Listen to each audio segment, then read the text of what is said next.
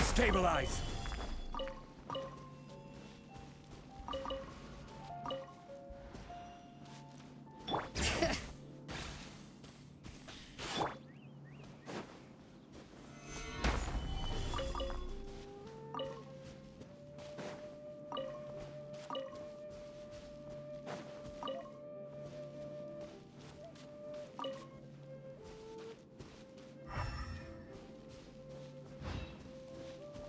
Bring it!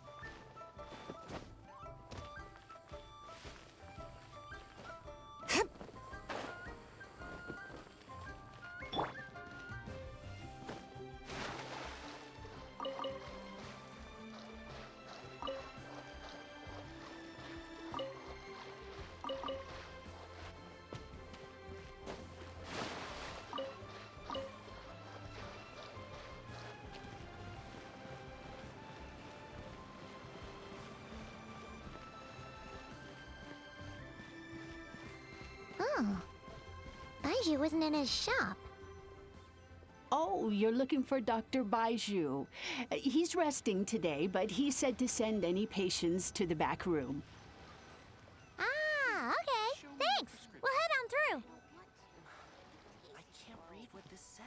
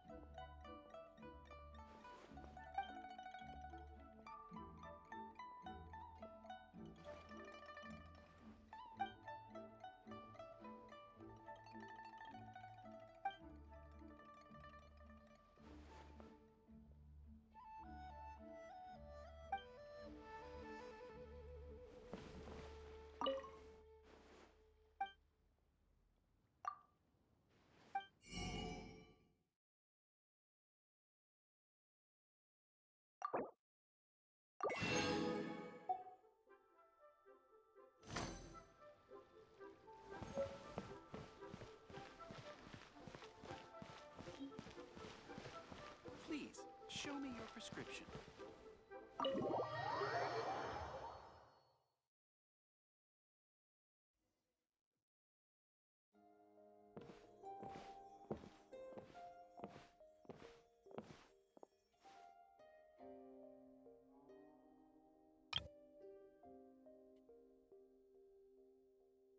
Traveler, Paimon, welcome.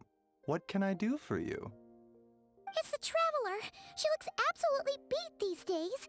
She has these huge dark circles around her eyes, like she hasn't slept a wink. And she keeps spacing out. You have to call her name several times before she snaps out of it. What do you think it is? Is she sick?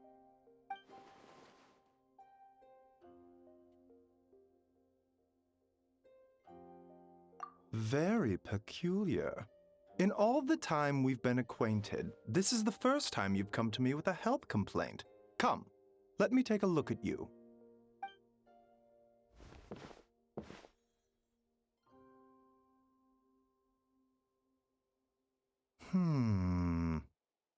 Okay, Paimon does not like that expression, Baiju. It's not serious, is it? Complexion is good, eyes are clear, breathing is steady, pulse is strong.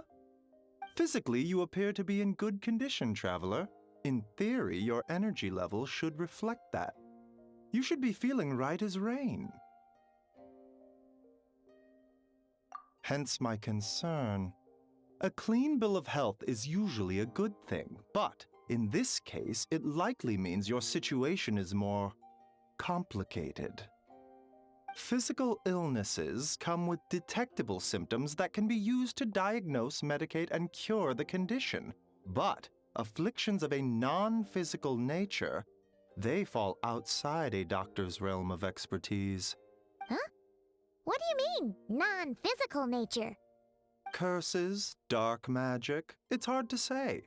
It could just as easily be a simple case of mental fatigue. Why don't you rest here for a bit? Whatever it is we're dealing with, clues to your condition are sure to reveal themselves in time. Once we know the root cause, we can administer the right treatment.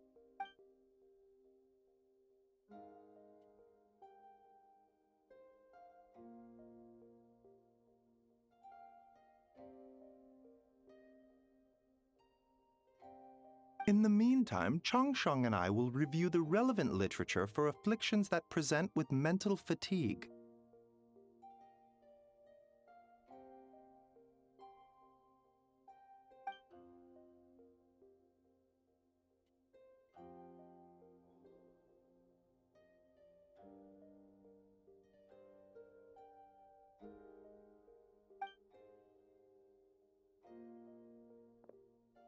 Oh, must be a rare condition if not even Baizhu and Changsheng have seen it before. Well,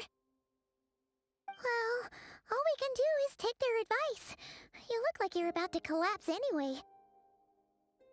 Just get some rest. Paimon will be right here by your side.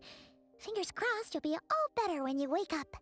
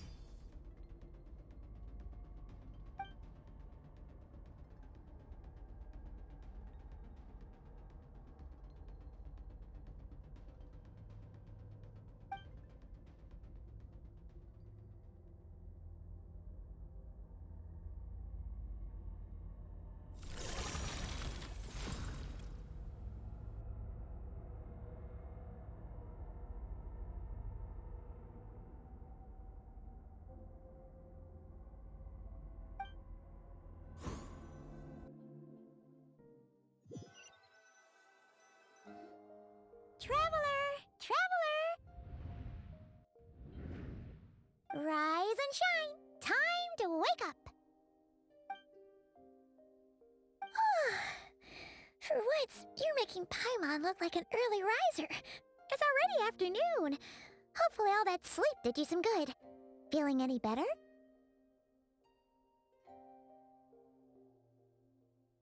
A cut? What? Did you scratch yourself in your sleep? All right, let Paimon take a look.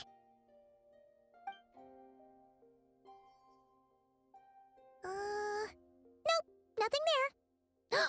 Wait, did you have a nightmare?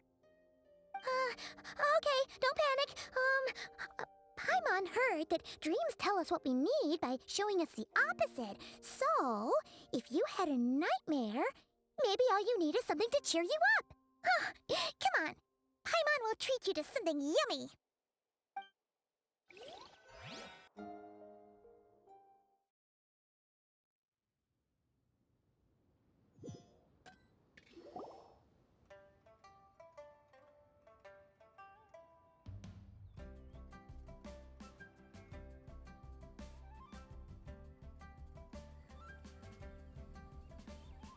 What? So, in this dream, you were trapped in a weird place with thick fog everywhere, and then a spike came out of nowhere and stabbed you in the back? Oh. Okay, well, that's a new one. Are you sure it was a dream? 'Cause from the way you describe it, it sounds like you were really there. But then again, you woke up right where you went to bed. And you were definitely in a deep sleep this morning.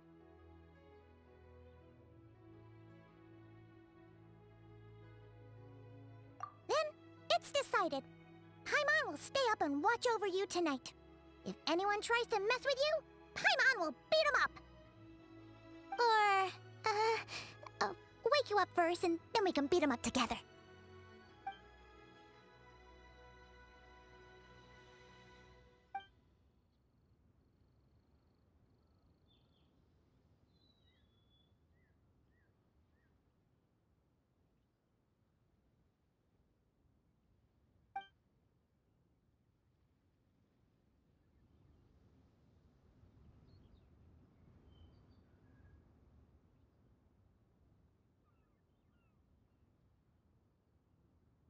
Something is missing. Did you just say something? The flesh remains whole, but the soul is incomplete. Left unresolved, the mind will wither away along with it. Ah! What the? Wait! Paimon remembers you! Your child's master! Skirk? Right! What are you doing here? The last time we saw you was at the Primordial Sea in Fontaine, right? But then we left and never learned where you went after that. Child's been looking everywhere for you, by the way. What brings you to Wanmin Restaurant of all places? You came here looking for us? And were you the one behind that hocus pocus just now? Tell me, what is it that you saw? Tight-lipped, huh? I suppose that's fair. You, I'll take a glass of wine. Hmm? Oh, of course! Coming right up. We make this one in-house. It's not too strong. Enjoy. Chef Mao, I'll take a grilled tigerfish over here. Coming right up. Ah, if I knew we'd be this busy, I wouldn't have approved Shenhe's vacation. At the end of the day, what happens to you is of little consequence to me. I'm not here to try and win you over. Trust me or not, the choice is yours. If you want my help, now's the time to speak up. You have until I finish my drink.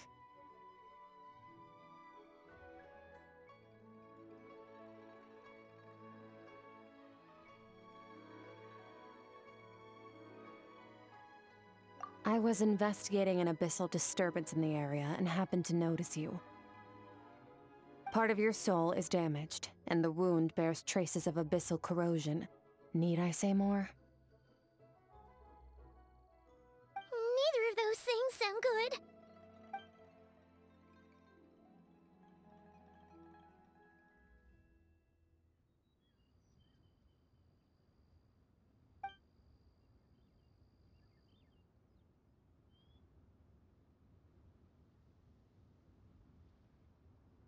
Well, should we trust her?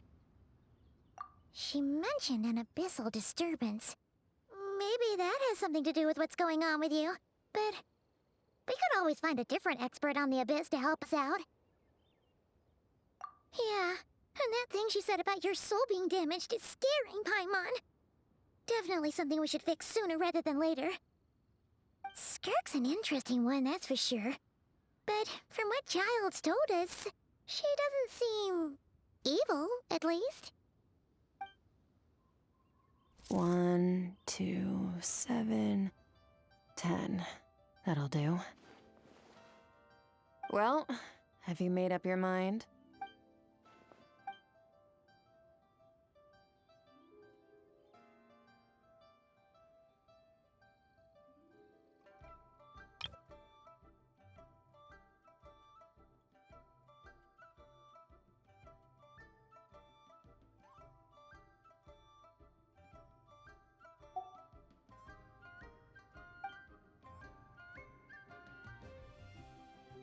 So, that's all we know, Miss Skirk. Ma'am, can you help us? So, you couldn't disperse the fog. I understand. Come find me in the Gwali Plains when you're done here. Oh, and I left cash for the drink on the table. Settle the bill for me, will you?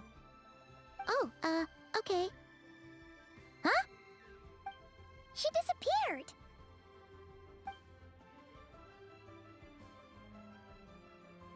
Wait, hold on. You overpaid. Here's your change. Oh, no. This includes the drink, so it should be the right amount. I didn't think you two ordered a drink. We didn't. It was that lady who came and sat with us, remember? You brought it out to her yourself. You sure? I could have sworn there were only 2 of you at that table. What? What'd you put in their dish, Chef Mao? Some kind of hallucinogenic mushroom? You got them seeing things. Seeing things? Wait, so neither of you noticed her? Young lady? About this tall? Wearing a purple dress? She ordered a glass of wine. Oh, now you mention it, that vaguely rings a bell. And it looks like I did open the wine jar, so it must have just slipped my mind. In any case, that settles your bill. Come again soon. Coming!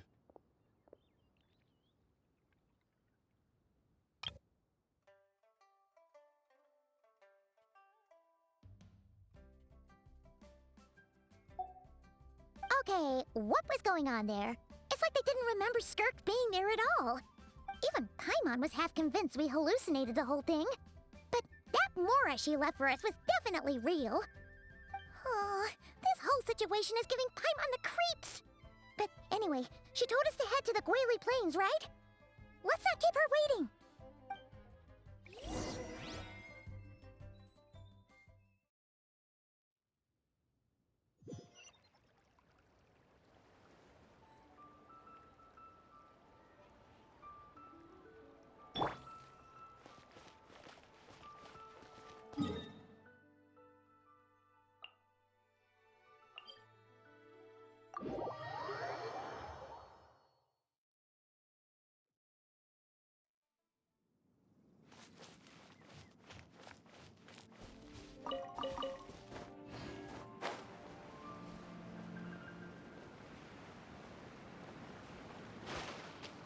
Fulfill our pact!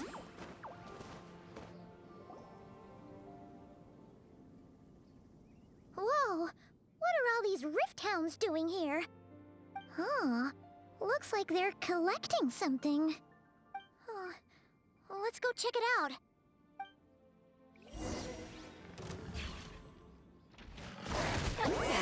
Suffer the wrath of Easley!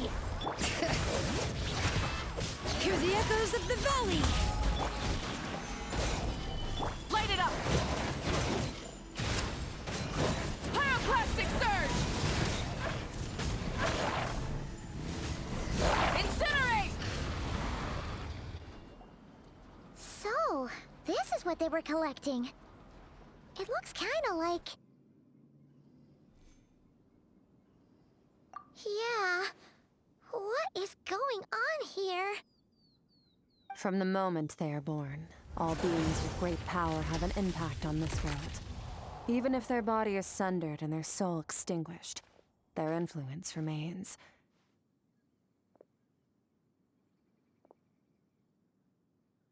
Gods are the most common example of that. The remnants of gods who fell thousands of years ago remain buried deep within the earth, carrying within them a warped will and a dark curse. Together, these remnants form what you call god remains, and it appears that some of those sealed here were dug up and removed. There are traces left, but they're fading fast.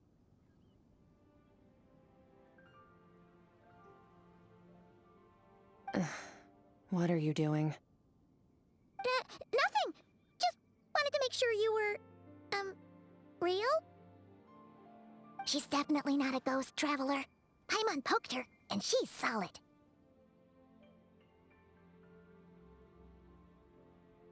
Your life hangs in the balance, and that's what you're fixated on? Strange set of priorities. It was just a trick to avoid being perceived. If someone notices me, those memories are erased. Simple as that. Unlike you, I have no desire to establish a connection with the world. The weak and the lowly have no right to remember me. They're lucky they only have a few missing memories to show for it. Now, can we please get back on track? Okay. Where were we? Right. The god remains. So, basically, there's now less of them here than there used to be, right? Isn't that a good thing? In our experience, god remains are 100% bad news. A lot of terrible things have happened because of them.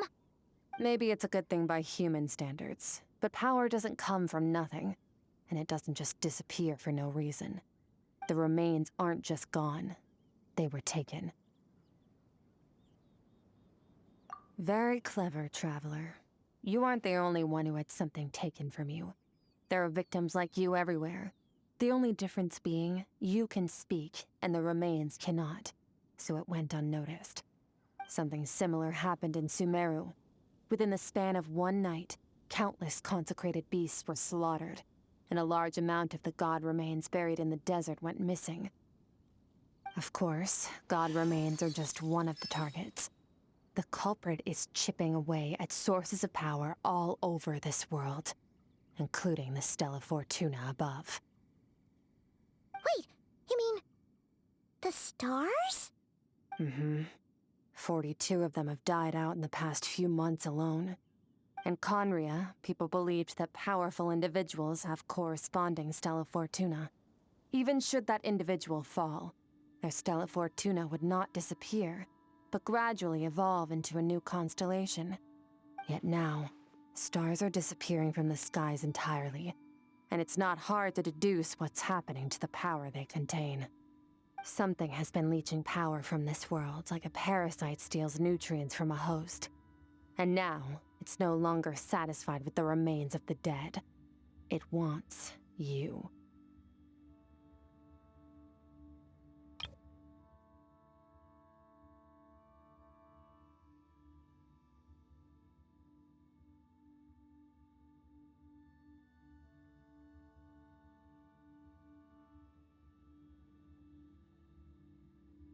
This time, it only took a fragment of your soul.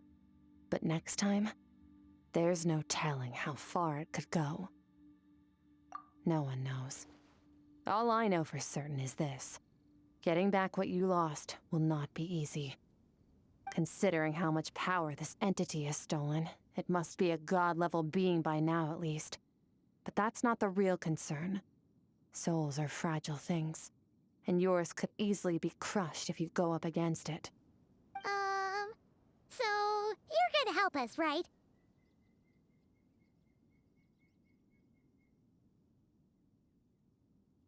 We're going to help each other. You are my ticket to uncovering this thing's true identity. Well, great! You seem super strong and you know a lot about the Abyss, so Paimon will take it. Don't get all mushy on me. All I'm doing is helping you get back to normal after a sudden crisis. And I should warn you, getting mixed up with me can have unforeseen consequences. We're on very different journeys. You don't want to be in my debt, trust me. You help me uncover the truth behind this entity, and I'll help you recover what you lost. This is a transaction, that's all. You would do well to remember that.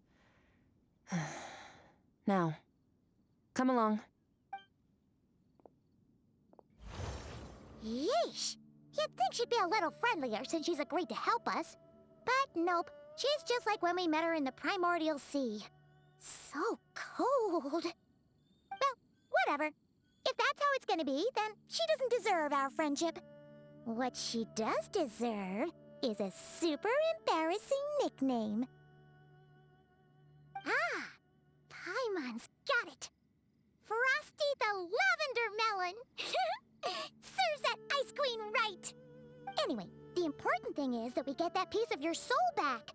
So, let's follow her and see what sort of plan she's got.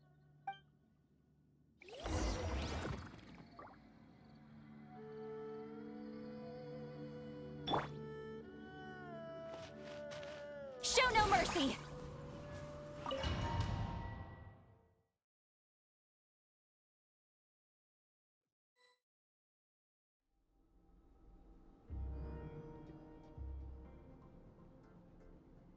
Whoa!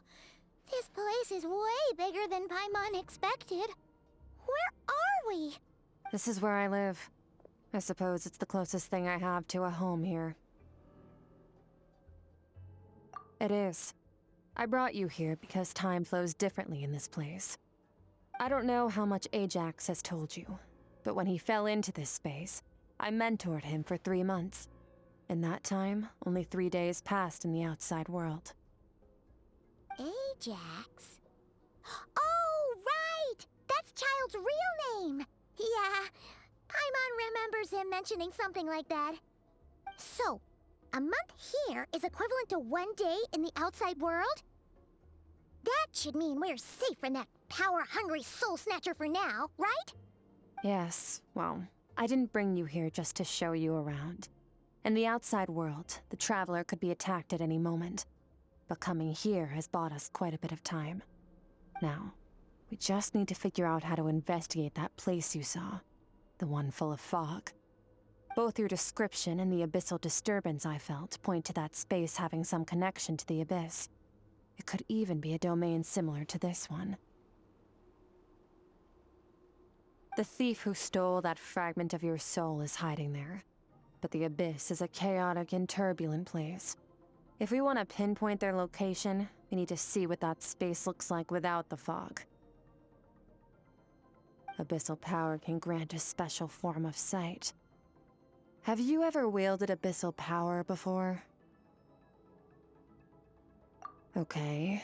Do you plan to learn?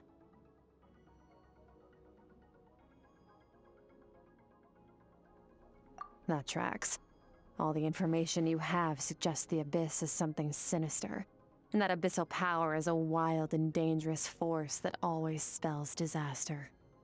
And you're saying that's not true? Depends on your perspective.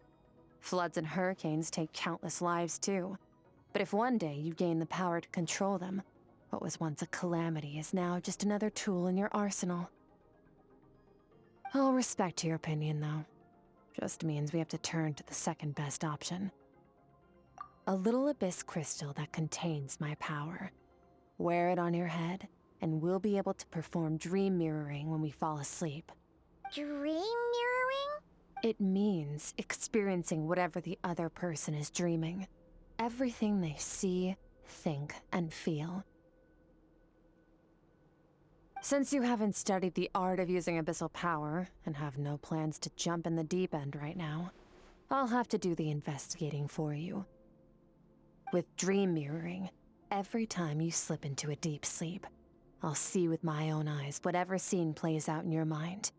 Then, I can guide you through the dream environment, and we'll take back what was stolen from you.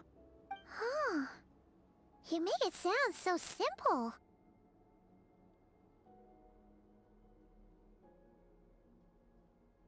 Tough to say. This is an unprecedented situation for both of us. Even assuming we do manage to find where this entity is hiding. Like I said, getting your soul fragment back won't be easy. To play it safe, I need to give you some special training first. Wait, you're gonna teach her some of your martial arts? Does that mean the next time we see Child, we have to treat him like our senior? Do as you want. For my part, I don't see you as my disciples. You're already a pretty good fighter. All I'm planning to do is build on your current skills, and train you for the specific scenarios that I think we might face. But that's enough talk. If you're ready to do this, then come with me. Time might be more lenient here, but that's no excuse to waste it. Oh, she moves fast. Paimon can hardly keep up with her. So, special training, huh? Kind of a rare opportunity. With your skills, there's not a lot of people qualified to train you. The last time something like this happened was probably anti-Raiden Shogun training, right? Oh, feels like a lifetime ago. Skirk seems pretty strong too, though. Remember how she said that the all-devouring narwhal was just her master's pet? Maybe we really will learn something here.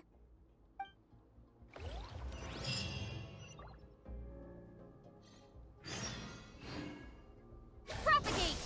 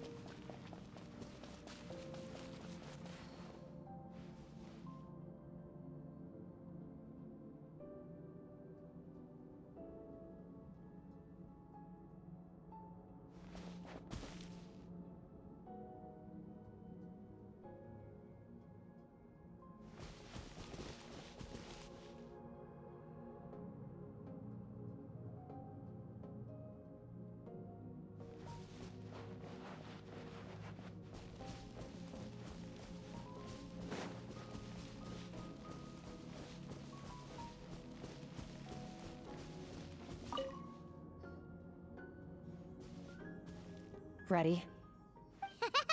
Bring it on! Your training will be split into 3 stages. Testing your blade work, elemental abilities, and reasoning skills. We'll start with blade work. You're no rookie in this area, so I won't bore you with the basics. During your long journey, you've no doubt sparred with a lot of talented sword fighters.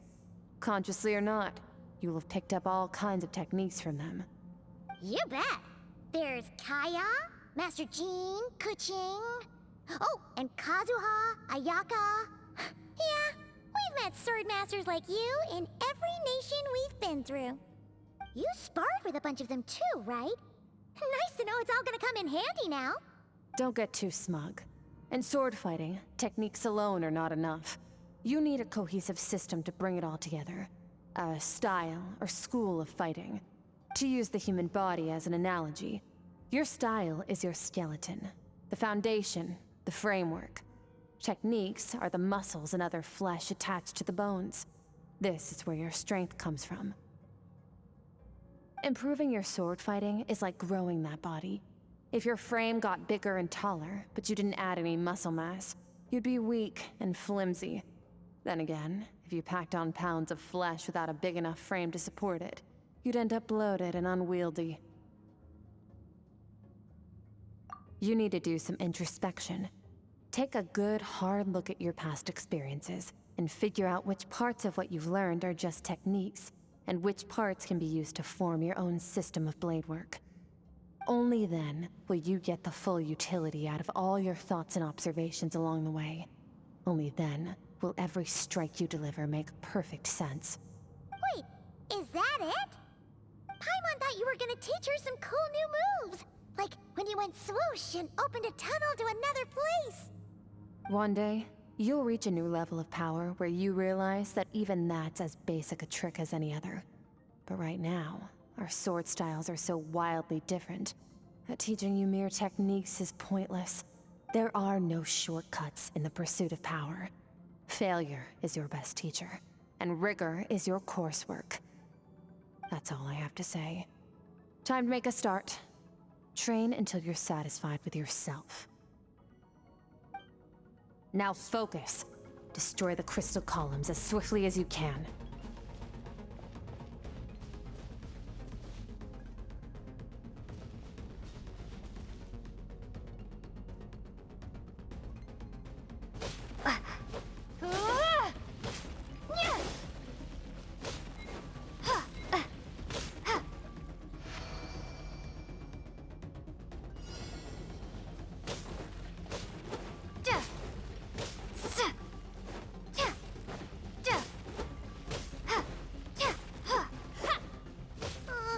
This is making Paimon's head spin.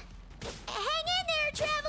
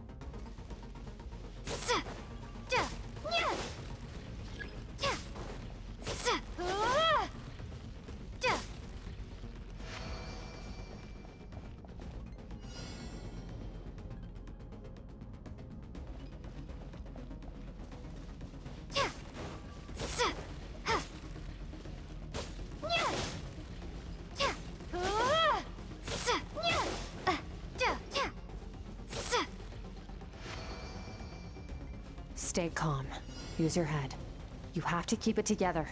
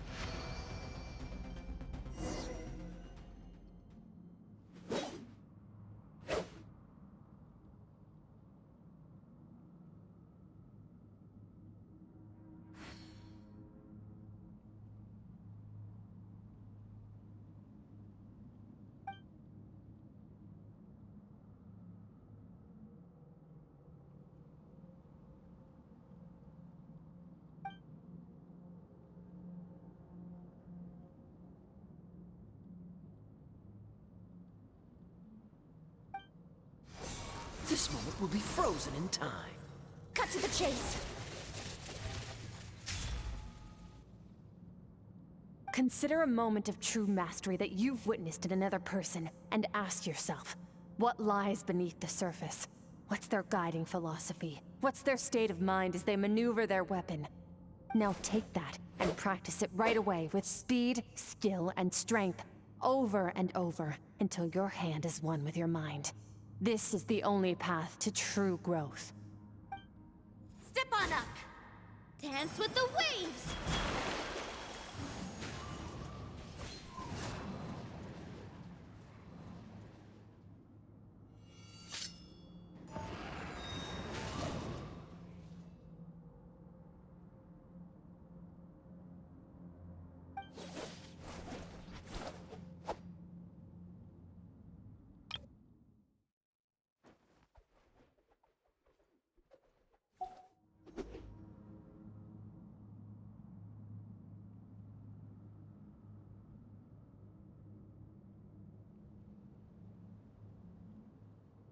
If you start to tire, empty your mind, but do not stop.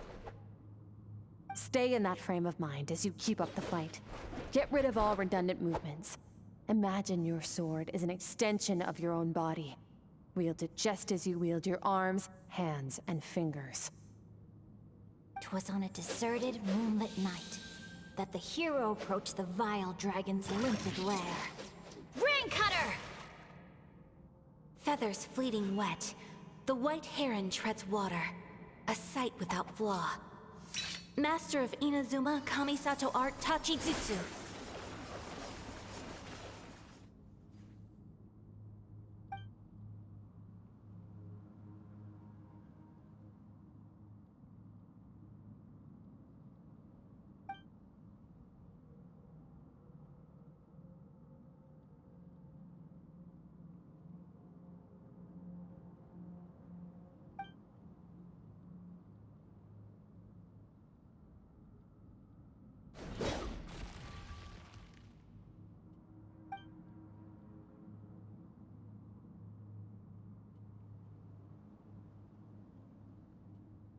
Huh. Looks like you've made some real progress. That concludes your training session. Awesome! Paimon knew you could do it! How do you feel? As you should be. Time flies when you're training hard. You've actually been going for several days now with no rest. Yeah, meanwhile Paimon's had a whole bunch of naps. But you were so focused, she didn't want to interrupt you. Go get some sleep. I'll be doing the same very soon. Let's hope you see that foggy place in your dream, so I can get this investigation over and done with.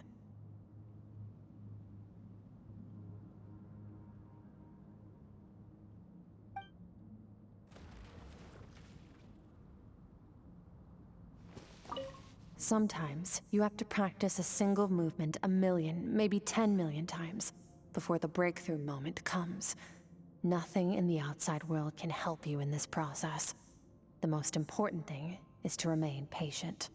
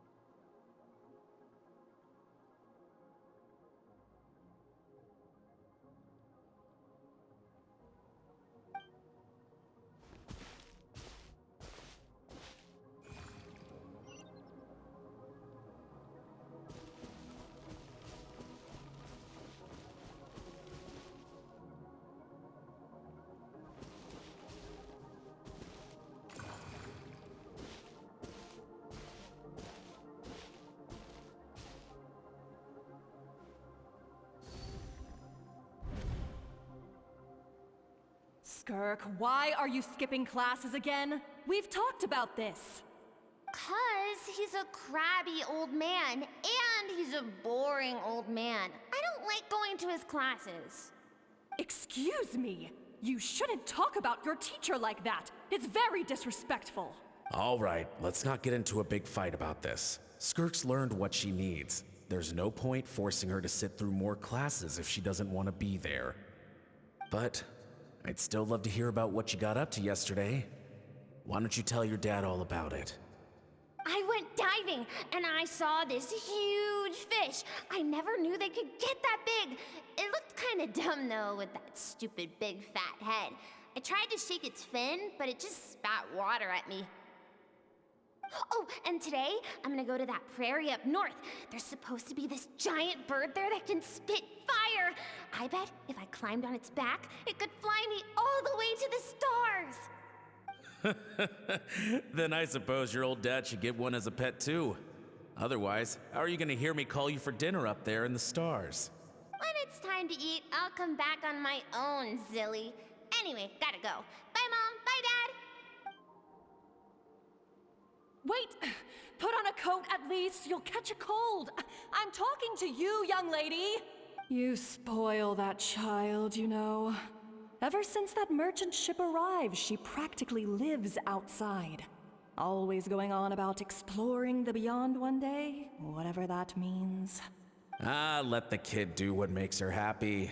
Besides, we both know you're all bark and no bite. Come on, our little adventurer is gonna be hungry when she gets back. Let's get started on dinner.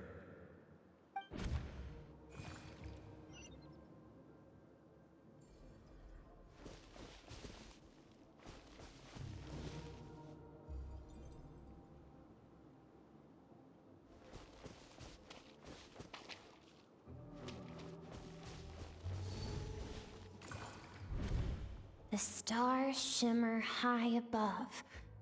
But what lies beyond the stars? Mountains as far as the eye can see? An endless snowy plain? Or maybe buildings taller than the sky, like the people from the merchant ship said? I can't be the only one asking these questions. The universe is fascinating. If only I could meet some other people like me. We could set sail together and explore every corner of the world. I'm sick of being a kid. There's so many amazing things out there, and I'm ready to see them all. But for now, I'm starving. Better get back.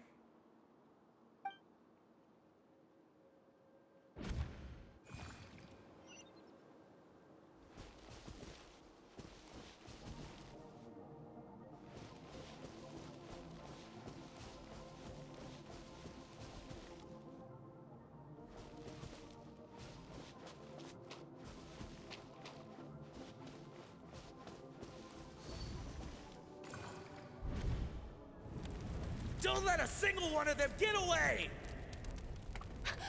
No, please, spare the children! Stay back! They're coming!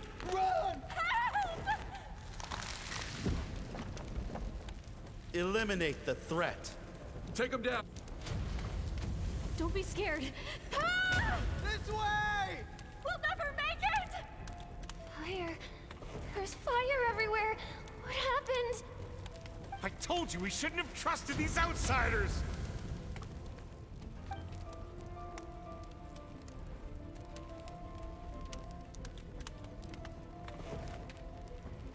Why are you doing this? What did we do to deserve this? We welcomed you with our finest food and drink, showed you the best our home has to offer, gifted you cloth dyed by our own hands. And this is how you treat us? Run! Save yourselves! Captain, Zone 3 is clear and we have Zone 2 surrounded. Begin extermination. Remember the orders from upper command. No one is to be left alive. Rest assured, sir.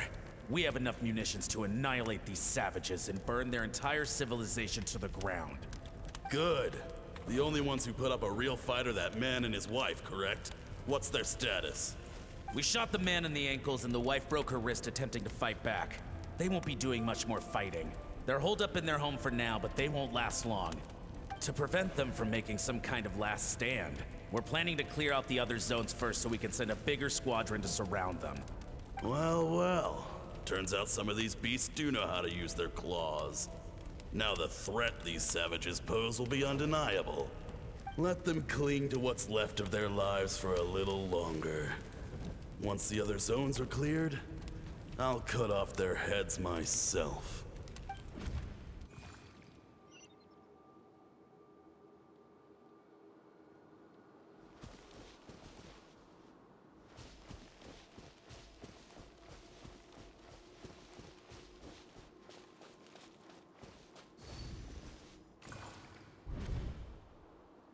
Dad? Mom? Skirk, you're all right? Thank heavens. I'm so happy to see you, sweet girl. But you need to go. It isn't safe here. They'll be back any second. What happened? You're bleeding a lot. Dad? Mom? This is the place. Alert all units. Prepare to surround. Run, Skirk! Run as far away as you can. Don't trust anyone. Your dad and I, we're not afraid to stare death in the face, but we need you to survive. My clever girl, so curious. You're already so brave. I know you're going to grow up to be such a positive light in this world. Whenever you miss us, just play this song. Remember, life is a gift. Don't let darkness claim it. Break down the door! Look what we have here. A savage that can pluck a tune. Well, the show's over.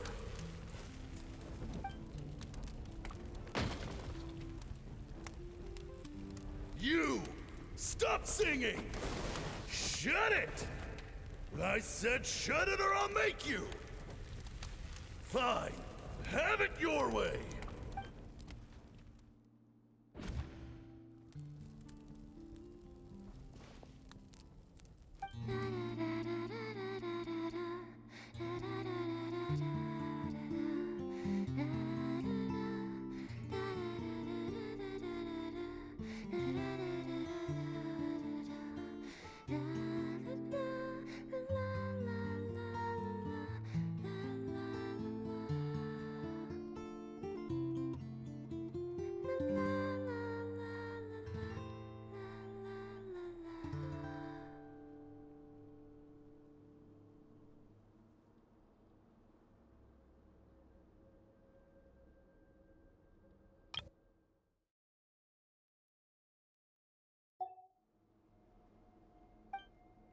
Oh, you're awake? I found a few clues while you were asleep, but it's only a start. Now, time for the second stage of your training.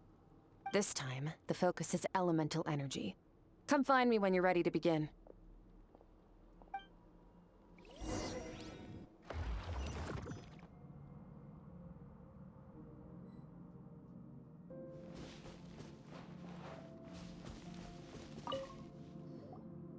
Man, staying in the abyss feels so surreal, don't you think? No day and no night. It's like time hardly exists. If we weren't careful to keep track, it feels like we'd have no idea how long we've even been here. Well, except for the fact that Paimon still gets hungry like clockwork. You go do your training. Paimon's gonna grab a bite.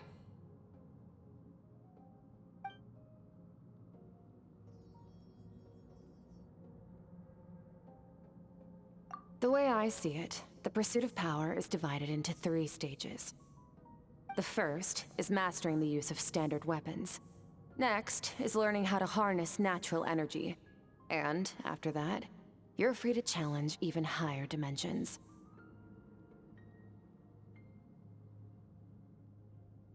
The natural energy of Teyvat is, of course, elemental energy.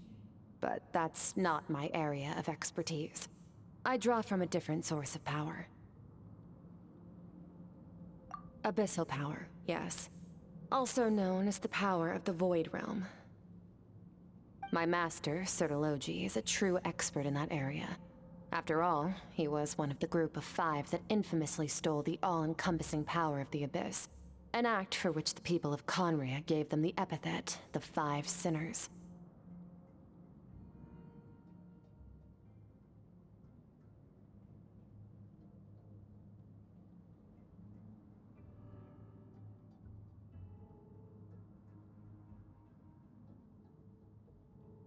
The elemental energy of Tivad, on the other hand, is derived from the power of the Light Realm.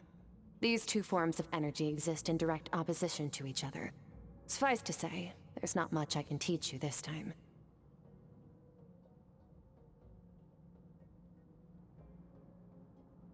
A keen observation, traveler.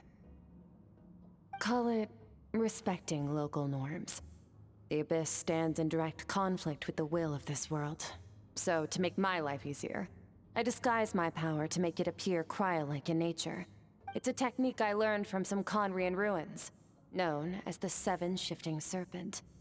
If you ever change your mind about delving into abyssal power, I can teach it to you.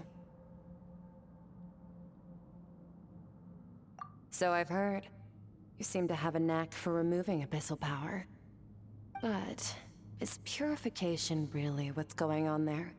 Like I said, power does not simply disappear.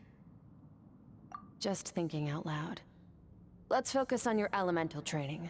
That's what's gonna help us if the situation gets tricky. True growth comes from adversity, but only if you make the choice to pick yourself up again every time you fall. So, it's time to push yourself to the limit, and then keep pushing. This is the only way to advance at pace. Use the power of Animo to clear the field as fast as you can.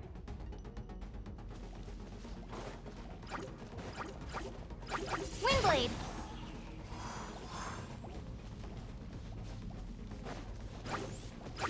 Ha!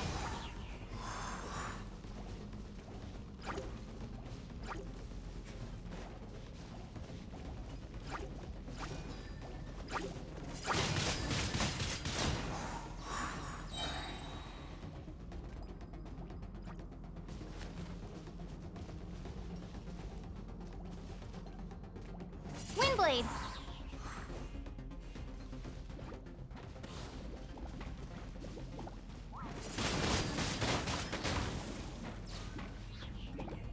Be gone!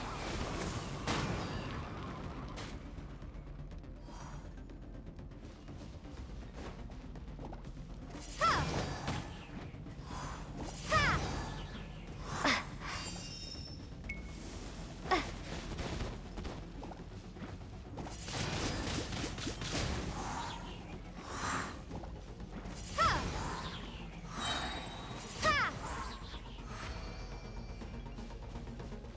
Observe your surroundings.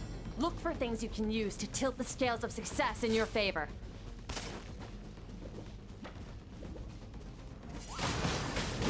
Windblade!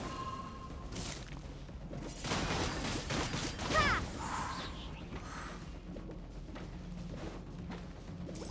Windblade!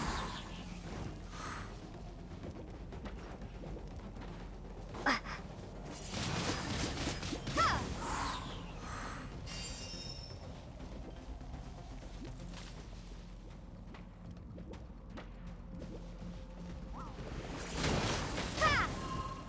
Prepare to be blown away!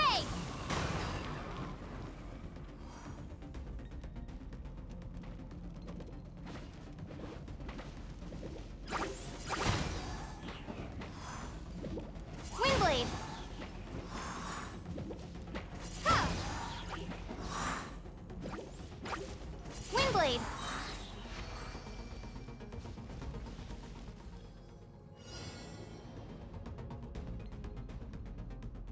Use the power of Hydro to destroy the spikes.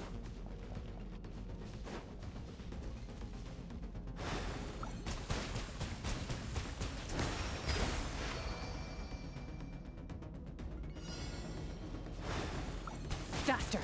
Don't give them a chance to strike you. You need to be quicker than you were in your dream. You can't afford another injury like that.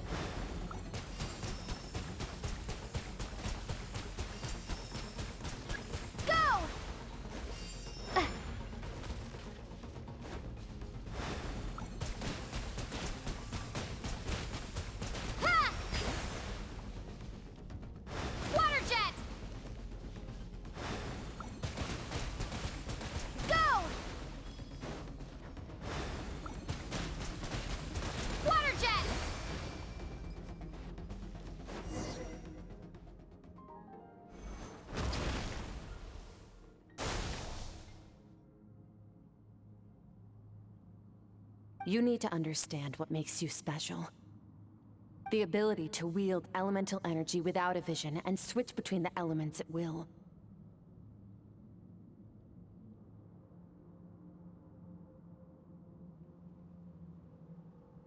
It means your aspirations need no approval from the gods. Your power is not bound by the rules of this world. So be bold. Do not be afraid to chart your own path.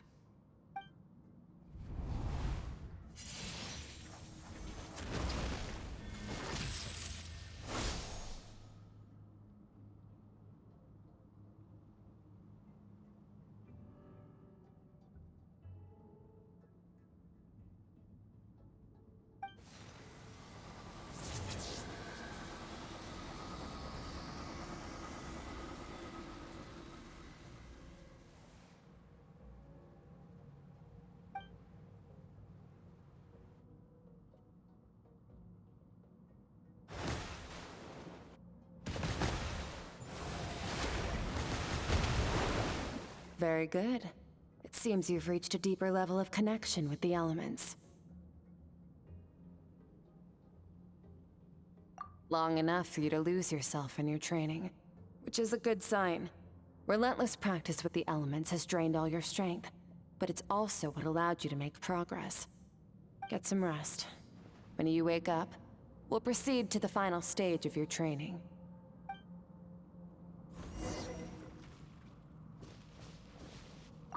If you wish to master the elements at a fundamental level, you must see the entire natural world. Nature in all its places and forms. That is part of what it means to be a traveler.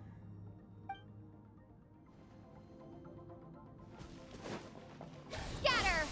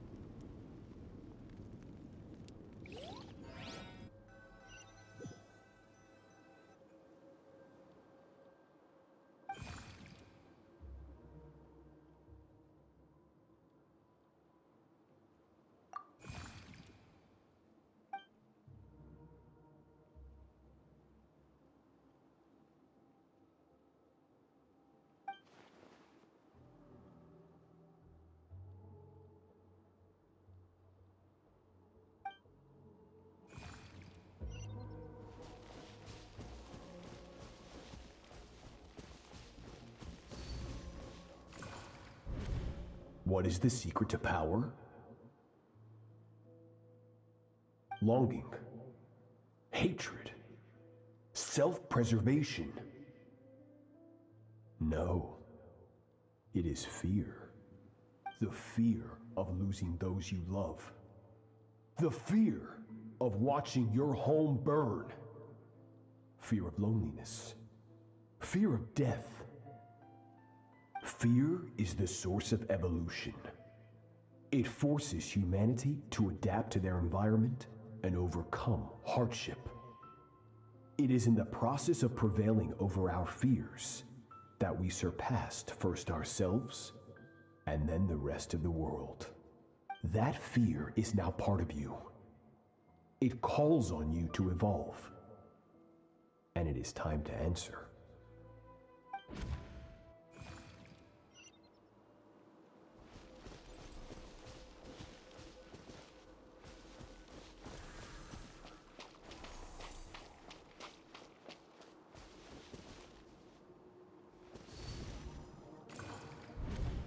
Any minute spent missing home is a minute wasted. Practice your sword work instead. Do not make me tell you twice. But, Master, I can barely lift the sword anymore. If I keep going, I feel like my wrist is going to break. So it has not broken yet.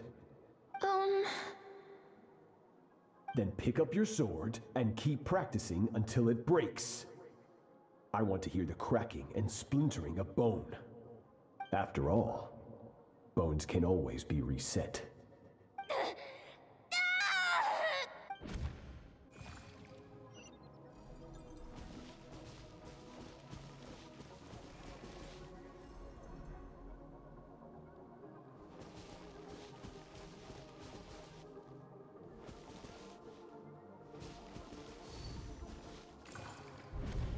Good, Skirk.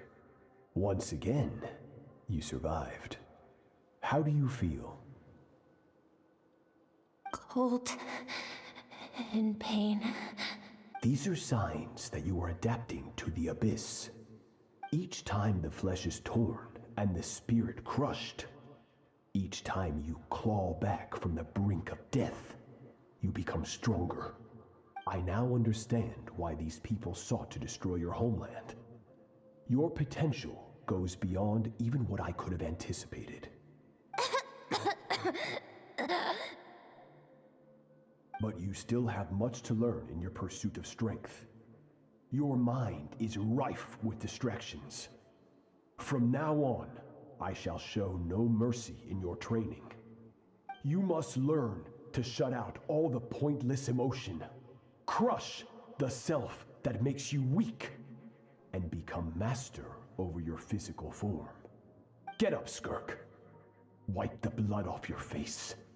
Cut away the rotten parts of your flesh. And mend what is broken. Then take up your sword.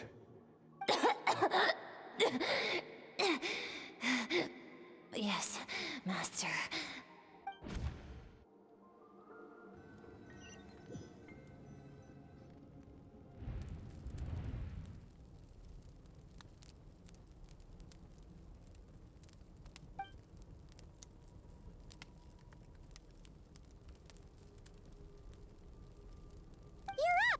Hopefully you got some good rest.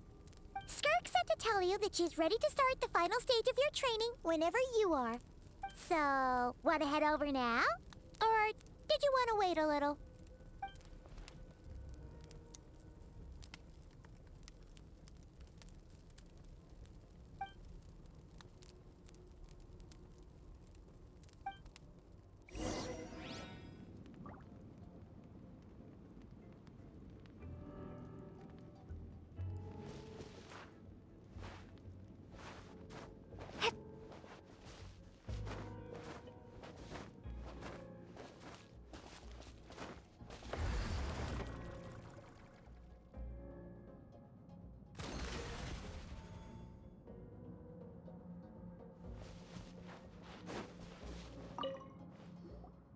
From your training so far, you have gained better command of the sword, and more control over your elemental abilities. That's only part of it. Experience is the real teacher. Your journey, the friends you have made, the dangers you have faced. These have taught you more than I ever could. Now, it's time to focus on how you react under pressure. You must be able to think rationally, even in unpredictable combat situations. To simulate this, I'm going to attack, and you're going to block. Ready?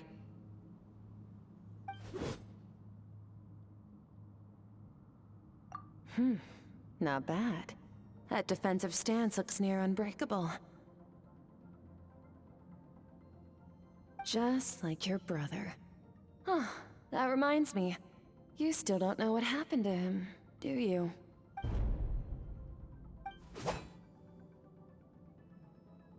Hey, no fair! That's cheating! You think every opponent has the same moral code as you? You can denounce their deplorable methods all you want, but only if you live to tell the tale. The dead don't get to complain. Strong emotions will always arise in combat. Anxiety, anger, fear. But a true warrior is never at their whim. Only when you are free from the influence of emotion can you make the right choice, no matter the situation. How amusing. Almost sounds like you think you know me.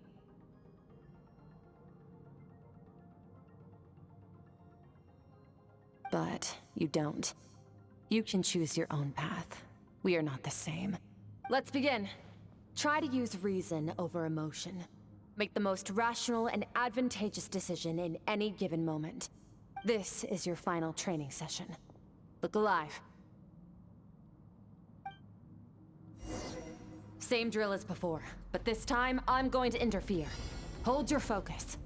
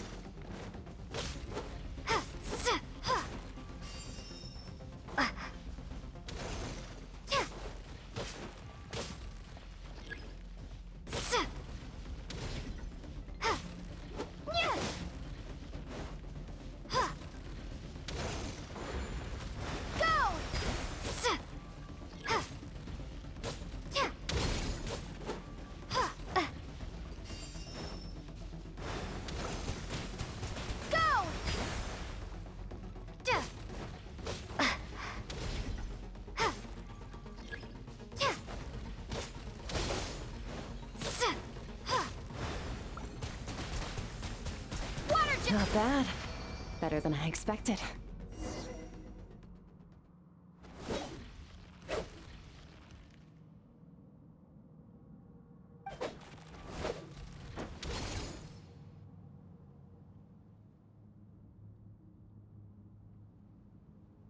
You're getting the hang of it.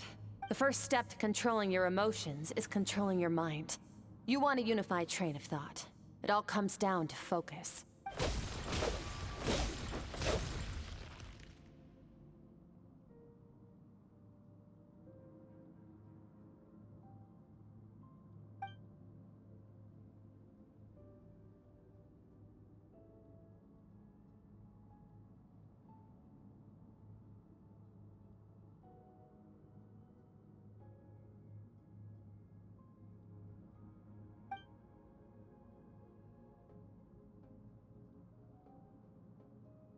Your mind is rife with distractions.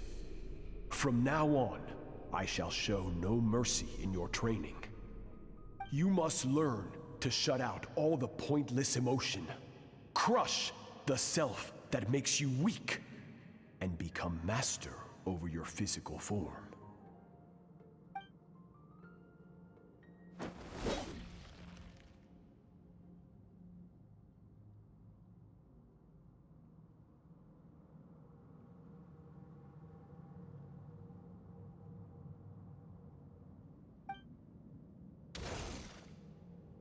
Stop.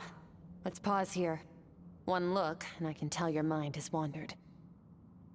That's to be expected. There's a limit to how long a human being can concentrate on one thing. Staying calm and focused sounds simple in theory, but in practice, it's more demanding than sword work or elemental abilities.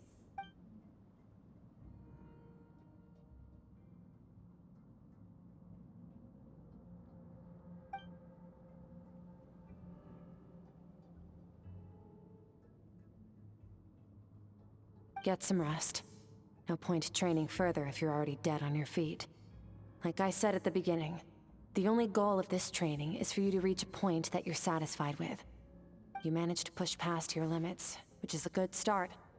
You can be proud of that, and sleep well knowing that you've earned it.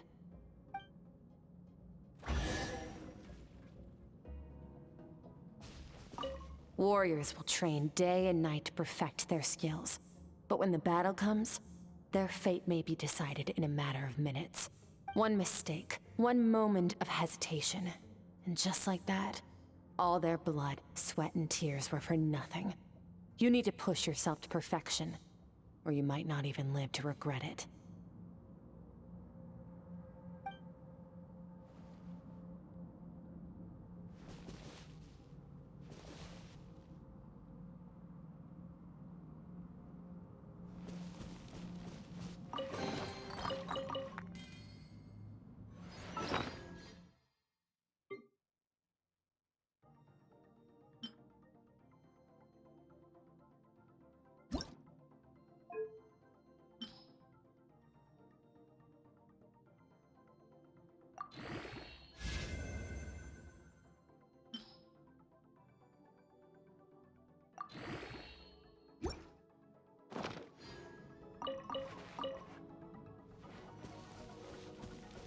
Warriors will train day and night to perfect their skills. But when the battle comes, their fate may be decided in a matter of minutes. One mistake, one moment of hesitation, and just like that, all their blood, sweat, and tears were for nothing. You need to push yourself to perfection, or you might not even live to regret it.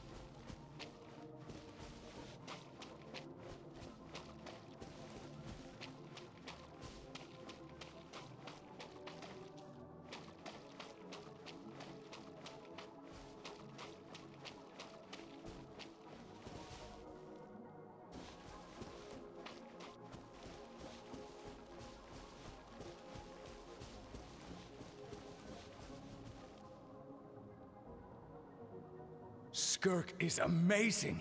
She faced down that terrifying giant and cut its head clean off. Oh, she got hurt though, didn't she? I heard it was pretty bad. Yeah, well, that's a given. But the moment she was on the mend, she got right back to practicing her sword work. I heard Master suffered a grave injury once too. Lost an arm and a leg and still came back stronger than ever. Skirk's becoming more like him by the day. Incredible. I wonder if I'll ever reach their level.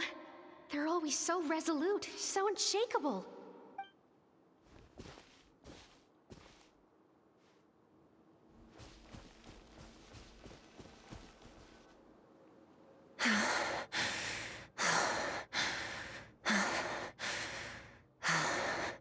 Pathetic. You're not even trying. You're so much weaker than you think.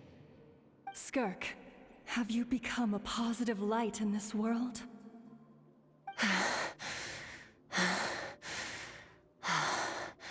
Do you even remember how many of us perished in that fire?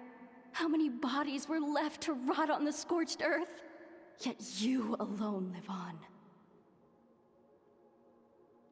Keep your gaze fixed on your blade. You don't deserve to rest. I have so many questions. I just want to jump in a spaceship, explore the whole universe, and get answers from the stars. I just need to wait till I'm grown up. Then I can do anything.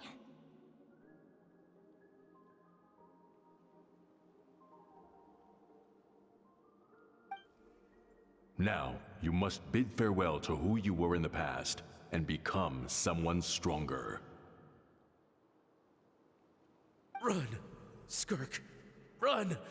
Only death awaits us here. Keep running, and don't ever look back.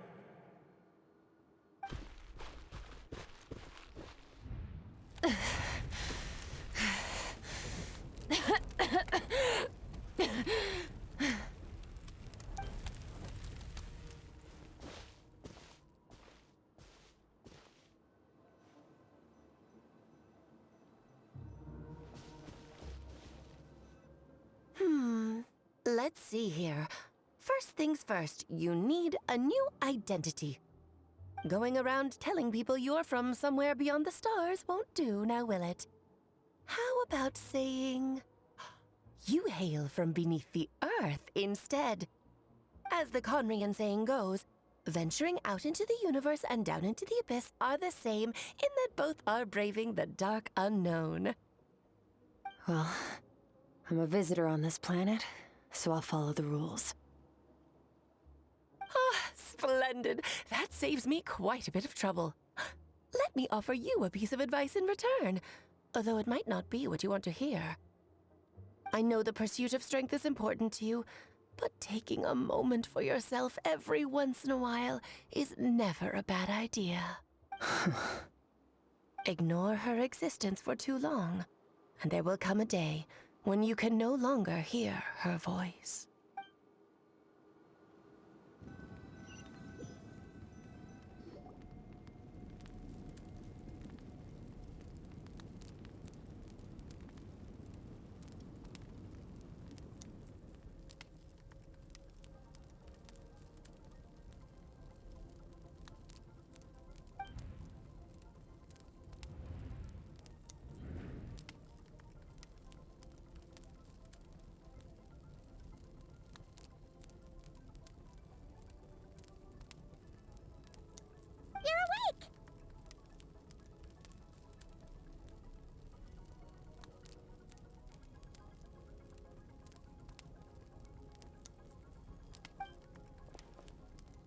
You must be starving, right?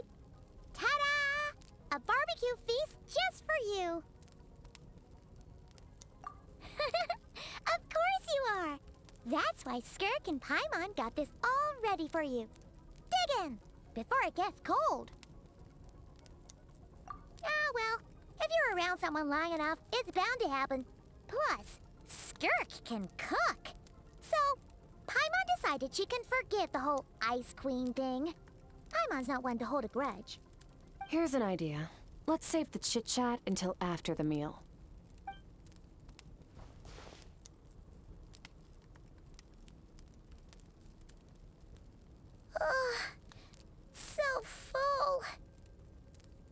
okay. It's Paimon's turn to sleep now. Wake her up when it's time to go.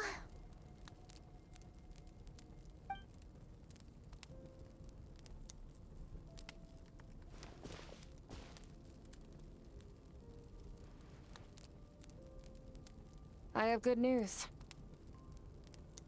First, your training is complete. You have what it takes to wield immense power. Now it's just a matter of putting it into practice.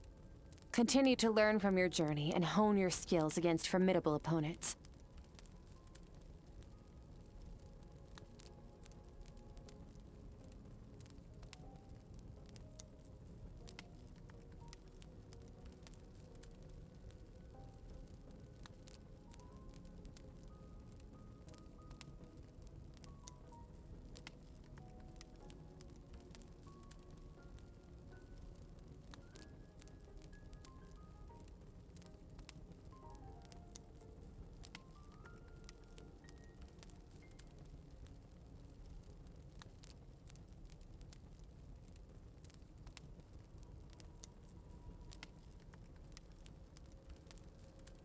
Second, I've located the culprit we've been searching for.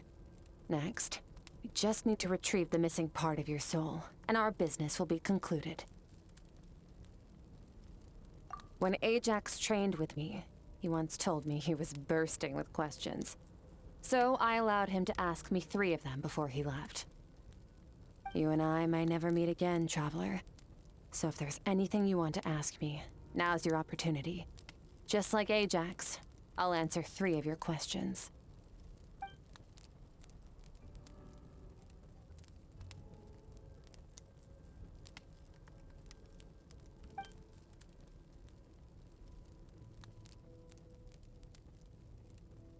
Okay, not the angle I was expecting. What makes you ask that?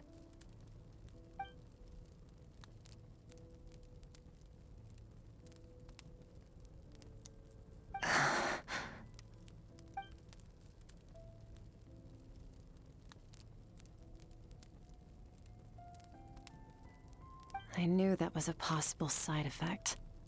Closed off my mind to you for that exact reason.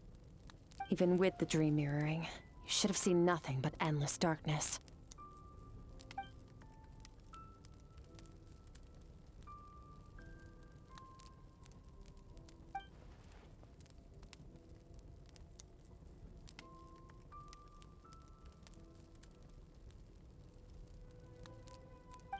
Whatever. Must have been a flaw in my execution. I shouldn't be too surprised. Due to some recent circumstances, my self-control has been lacking as of late. Since you've seen what you've seen, there's no reason to hide the truth. All I ask is that you keep it a secret. No, I'm not from Tevat. I'm from a different planet. And there was a time when I journeyed through the stars. A lot like you in some ways.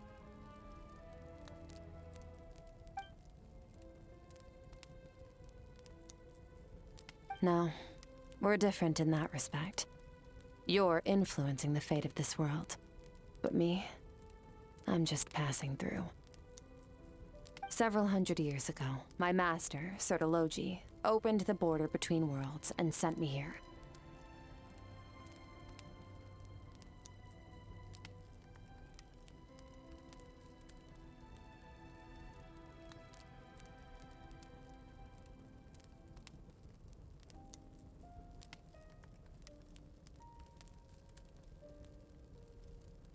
But this is not my home.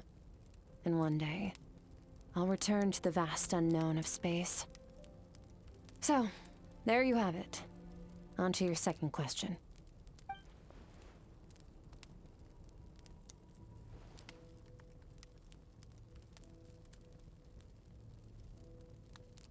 To become stronger. For certain reasons, I need to bridge the power gap between me and my master as quickly as possible. But first, I need to understand the source of his strength. To do that, I need to follow in his footsteps, walk the path he once walked. And somewhere along the way, I'll find out how to defeat him. That is my sole focus and purpose. Okay. You have one question remaining.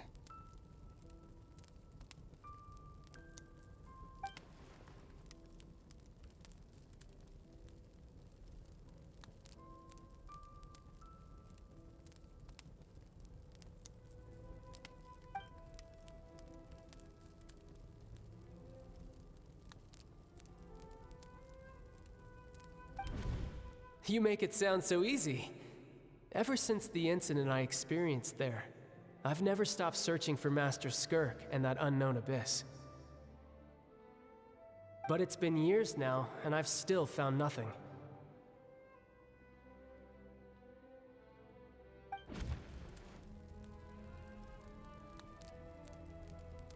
Well, your last question?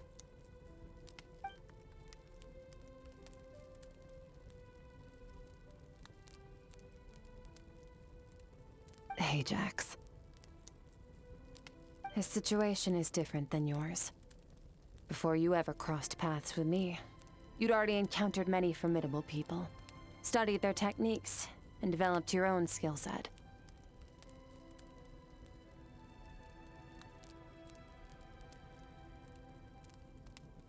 So, during your training, all I had to do was build upon that foundation. But Ajax was so young when he came to me. A complete blank canvas. Children can't help but imitate their role models. In the long run, that would only hinder his growth. Once Ajax has enough strength in his own right, I will allow us to meet again. Until then, let that motivate him to reach his full potential.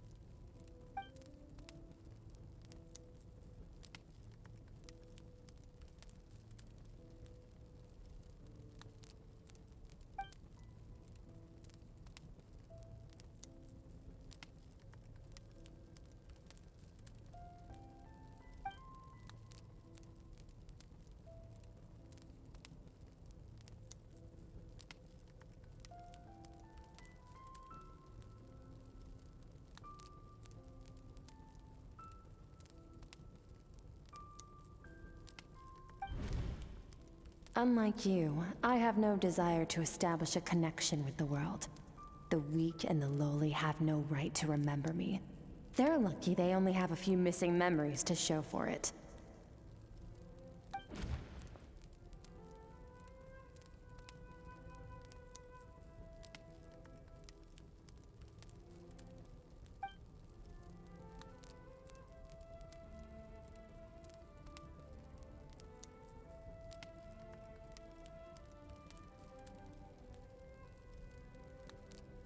Wake up your companion. It's time to go. Oh, and everything I just told you. Best keep it a secret from her as well.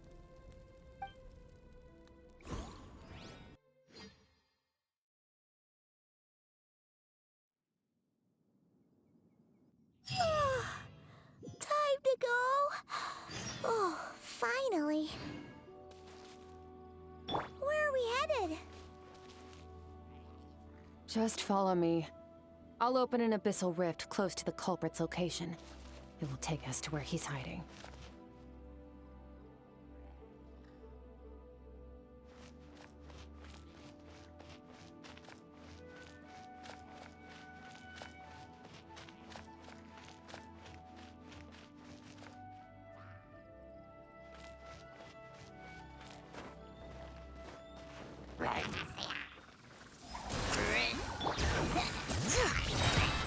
Letting brave names echo!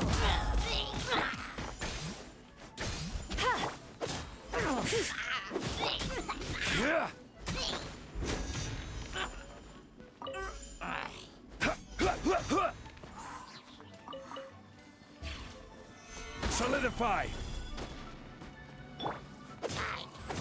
Bring it!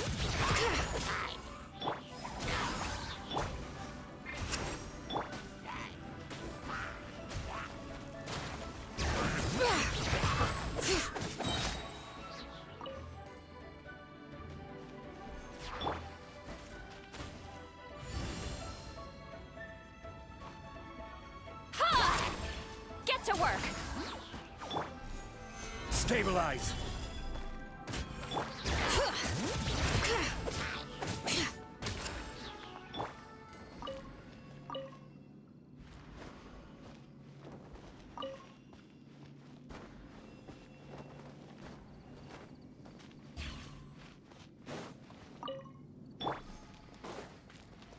rise with the sun!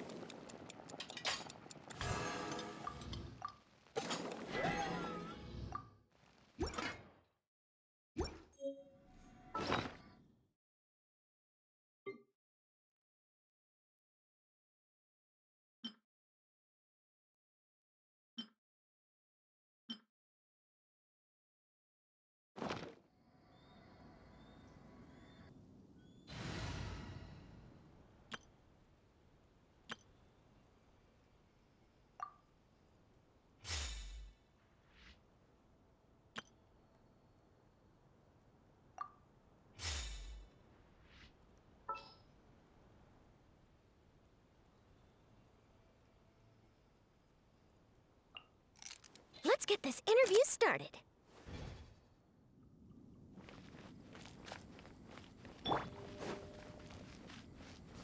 Bon appetit! Yoo-hoo!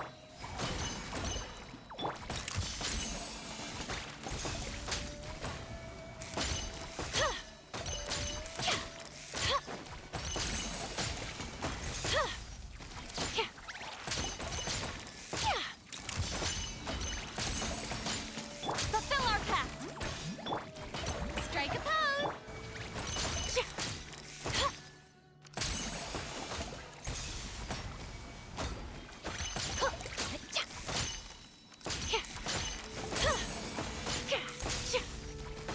Get to work!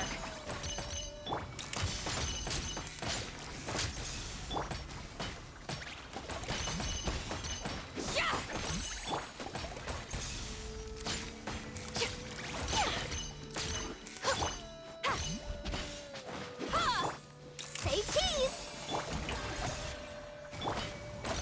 Show no mercy!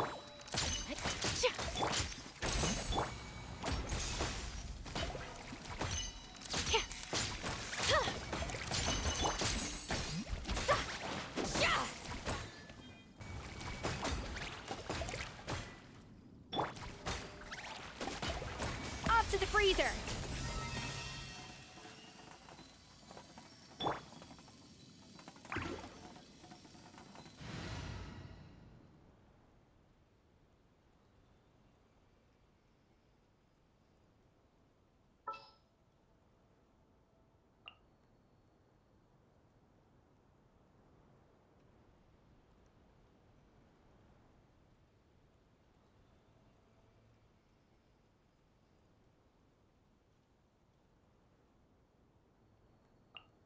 Long trip ahead? Up and away!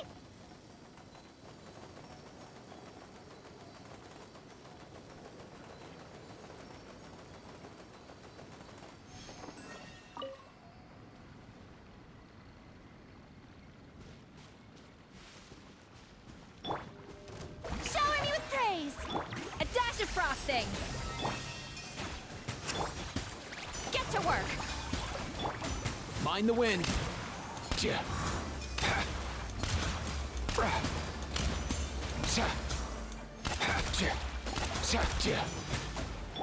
Off to the freezer! Fulfill our pact! Let's go.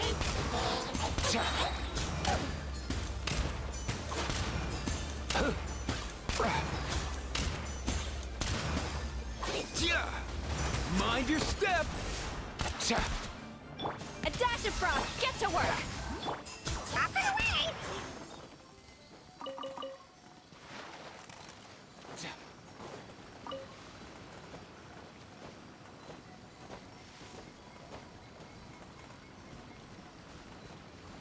Let's go.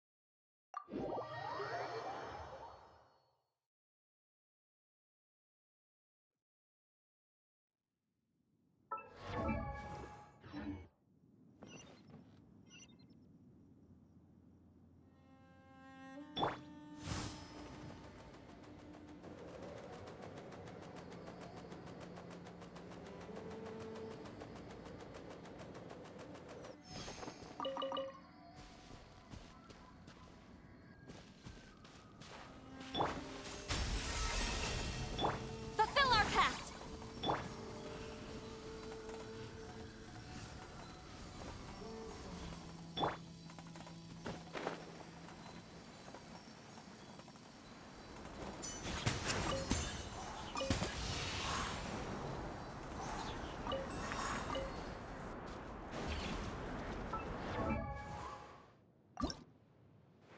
Huh?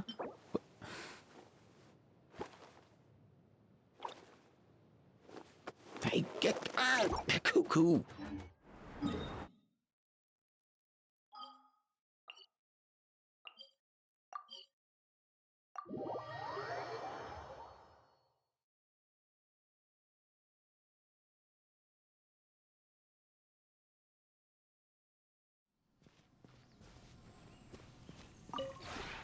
This realm is...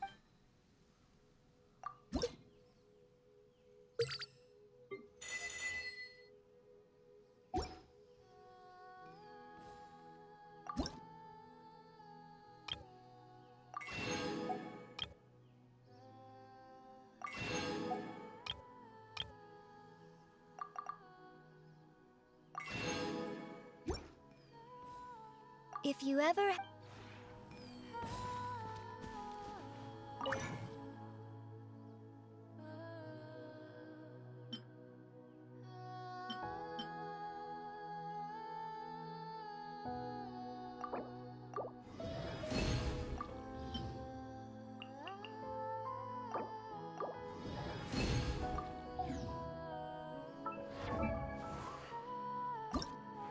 Huh?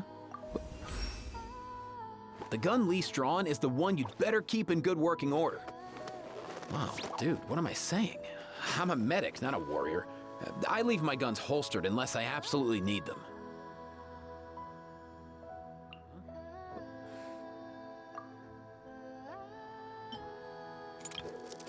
Hey, get out! Cuckoo!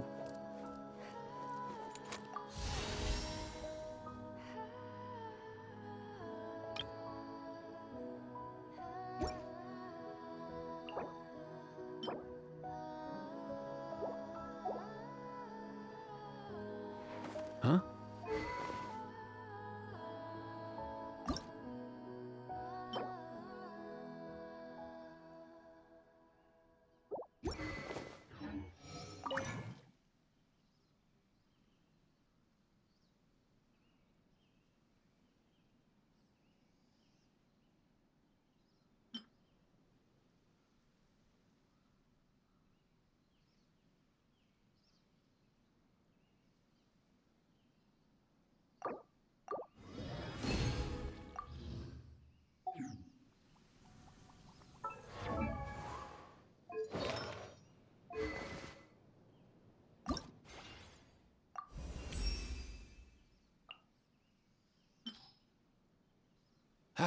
Most things in life aren't one and done. Soon as you're rested up, let's make a move.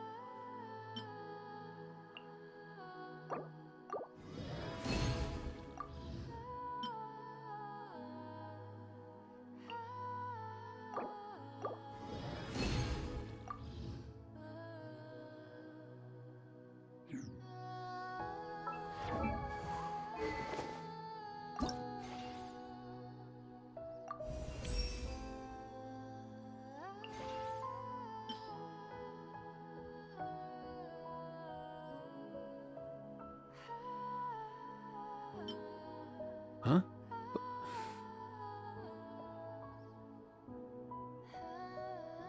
Hey, get out! Cuckoo!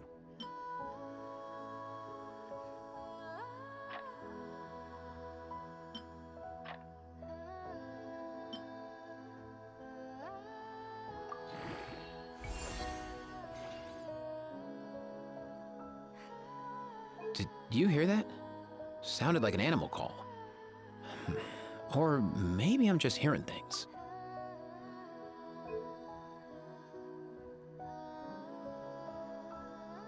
Huh?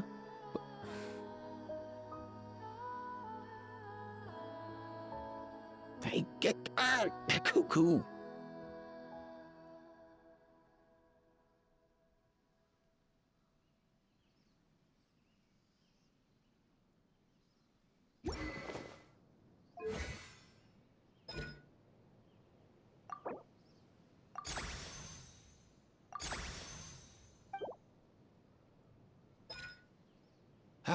most things in life aren't one and done.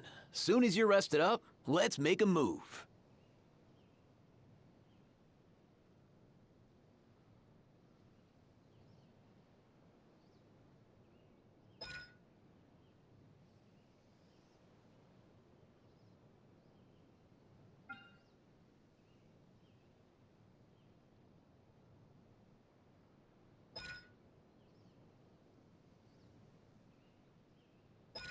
Whenever I get to take a break, I always want a snack.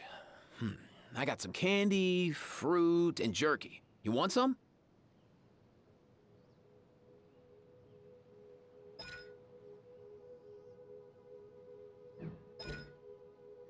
Huh?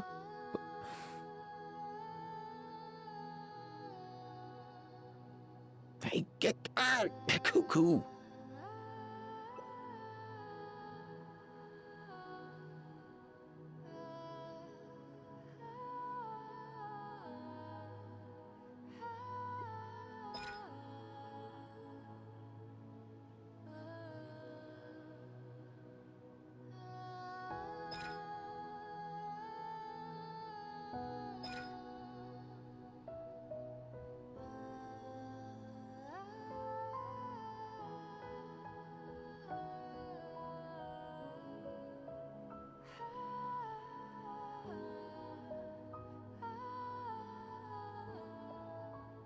Huh?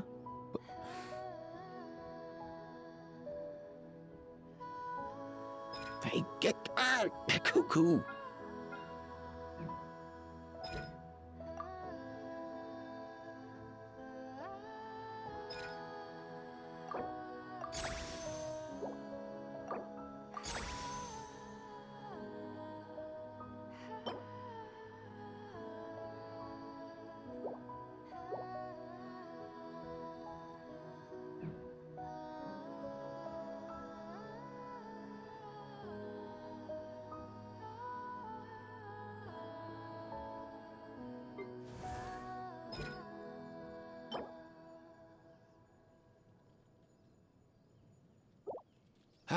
Most things in life aren't one and done.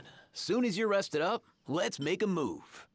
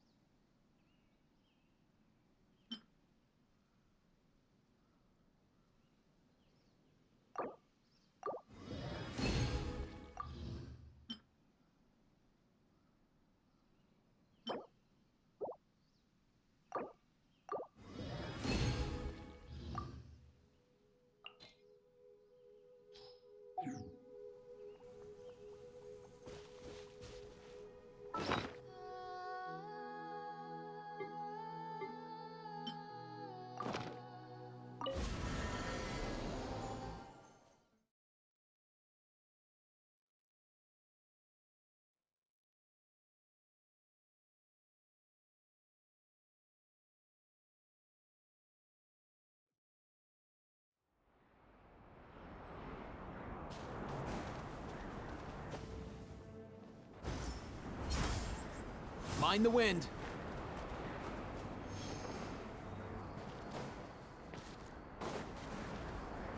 Huh.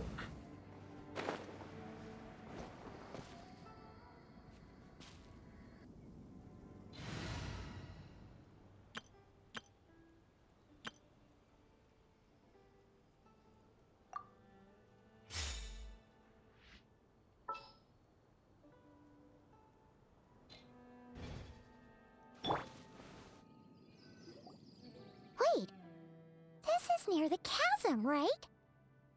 Yes. If we enter from here, we'll be able to reach that place from your dream. You have some experience with abyssal domains by now, but still, this is someone else's territory. Best to proceed with caution. Don't worry, Paimon's an expert at hiding behind other people for safety. Oh, but That means you need to stay safe, Traveler.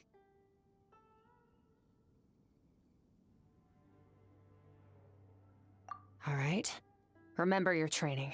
Time to put it to use.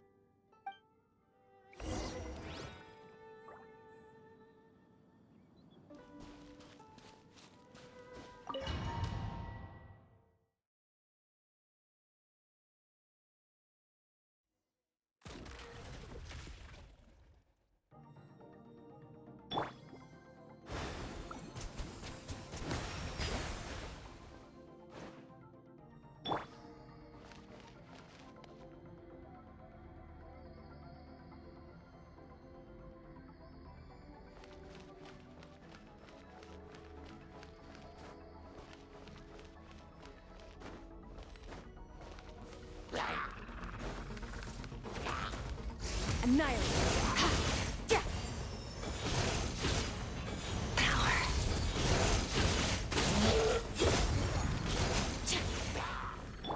Go!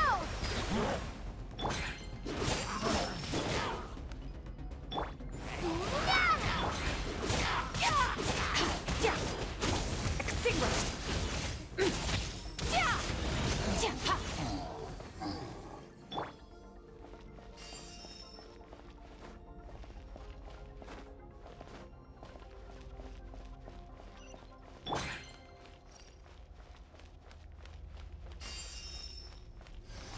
Whoa!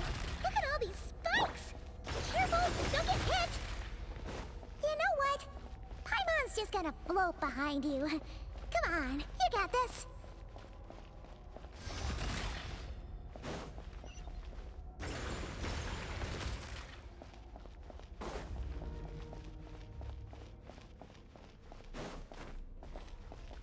Go! Sword.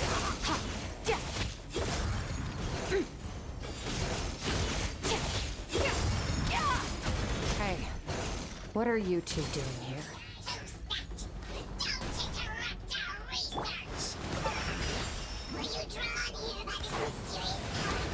Dusty. An abandoned house. Let's press on.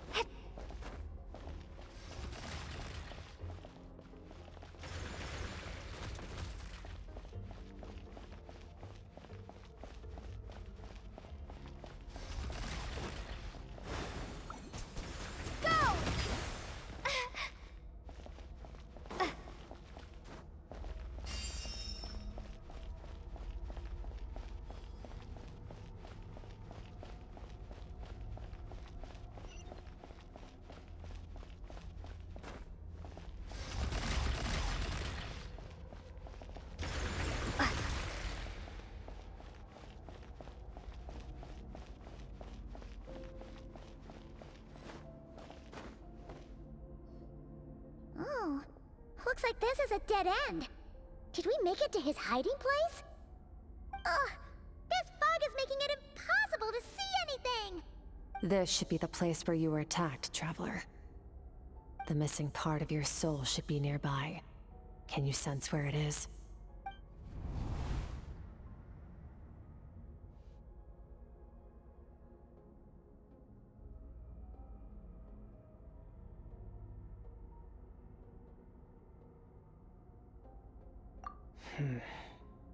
Our opponent must have covered his tracks just in case. Otherwise, you should have sensed it much more strongly. Hold on! Look! The spikes are back! Stay calm. Let's hold back a little. Give our enemy some wiggle room so we can see what we're dealing with. If you're too reckless, we might be playing right into his hands. Our enemy took part of your soul for a reason. It's likely he integrated it into his attack somehow. If we're smart about this, we can track it down.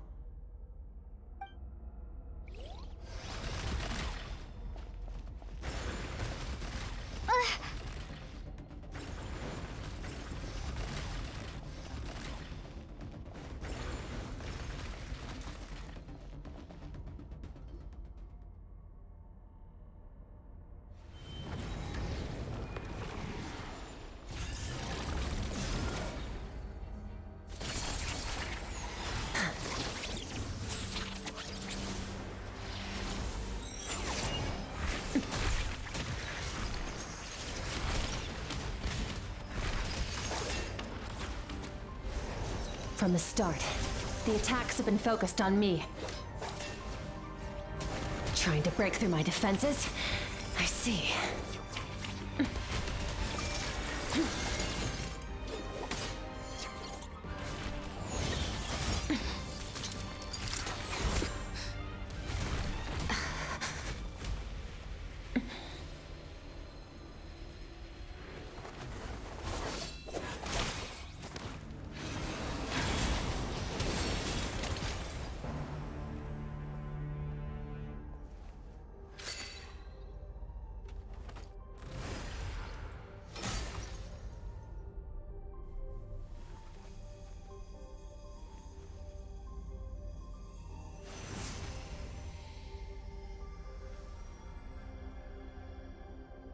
There. I got it back. Traveler! Skirk! What happened? It looked like Skirk just got... In the Gwali Plains, you asked me why this enemy chose you as his target. Now, the answer is clear. It's not just the fact that your strength is impressive. It's also because of your ability to, as you put it, purify abyssal power.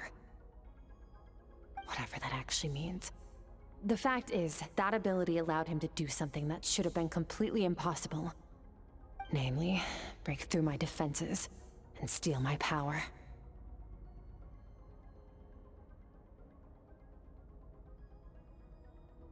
No, he couldn't have known I'd come to his domain. He only stole your soul fragment because he knew the value of its power. I doubt he expected it to come in handy so soon. Call it fate, if you want. I believe that's the term they use in this world for arbitrary coincidences like this. In any case, it works to our advantage. Once I realized what he was using that power for, it gave me the chance to get back what you lost. I'll cope. Well, done gorging? Good. Time to answer some questions. How did you get the power of the all-devouring narwhal? The all-devouring narwhal? Oh, of course! Paimon knew that spike thing looked familiar. It looks just like that narwhal's horn! I highly doubt you acquired that power through your own strength. Tell me I'm wrong. You're desperate enough to scour the land for god remains and whatever vestiges of power you can find. That alone proves you wouldn't be able to defeat a creature like that. Which leaves one possibility. You know my master, the Foul, Sertologi. The Foul? Who dares call him foul? Sertologi.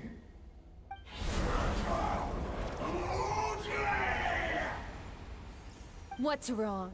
Bit off more power than you can chew? You're struggling to hold a basic conversation. Just a little longer. I'm still... Look! It's back! Those obsessed with power will let it devour them before abandoning their pursuit. Keep calm and use reason to decide the best course of action.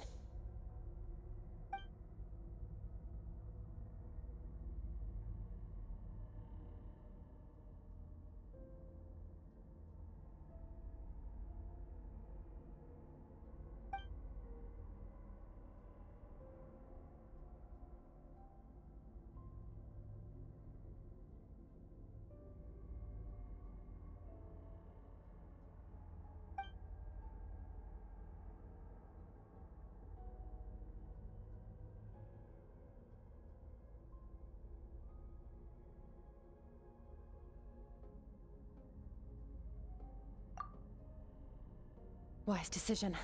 Final victory doesn't always come after a single battle. You've got your soul fragment back, so we both got what we came for. Let the enemy draw breath while he can. It won't be for long. Get us out of here, Traveler. You'll need to lead the way this time.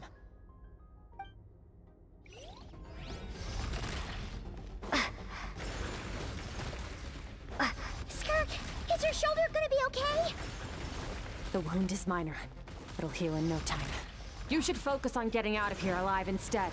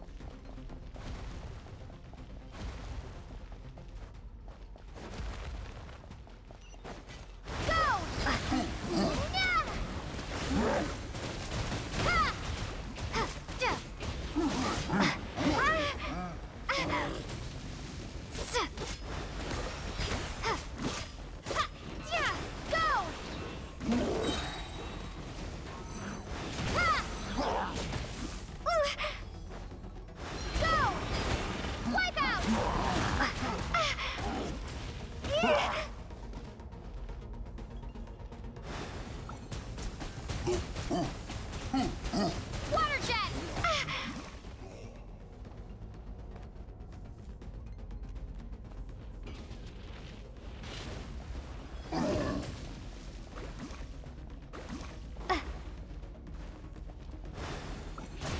Water jet!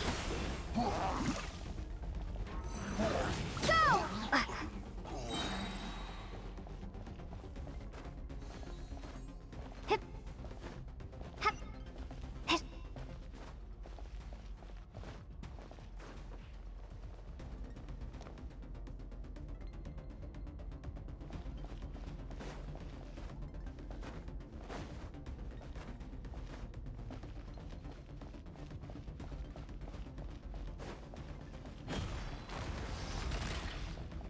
Watch out!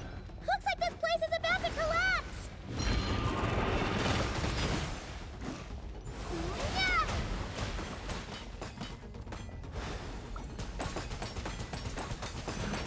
Go! Go!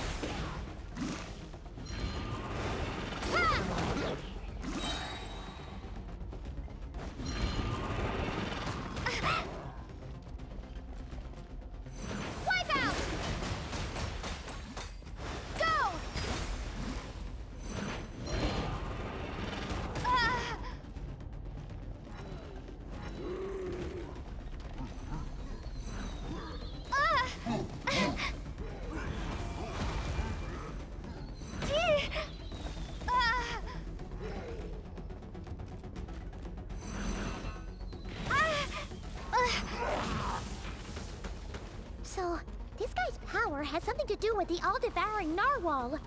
Did you know that all along, Skirk? I had my suspicions. That's why I decided to investigate in the first place. But suspicions only get you so far. I needed to verify it for myself.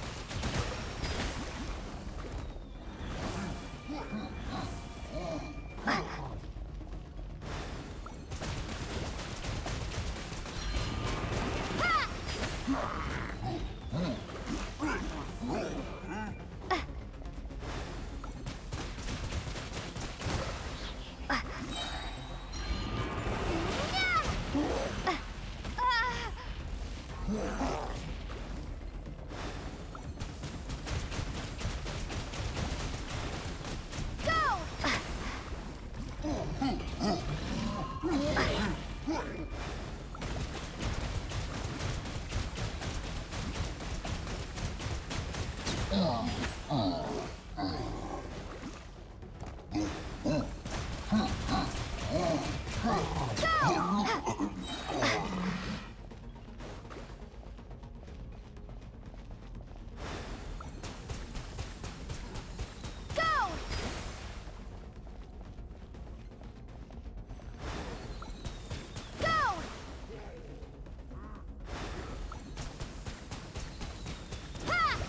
away!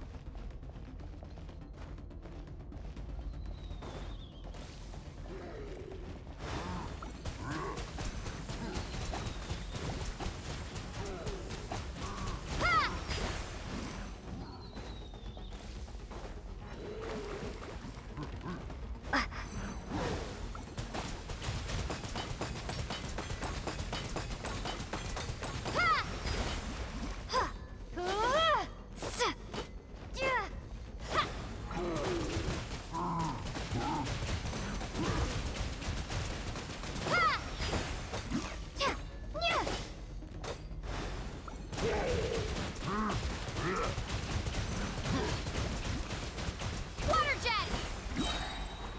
Wipe out!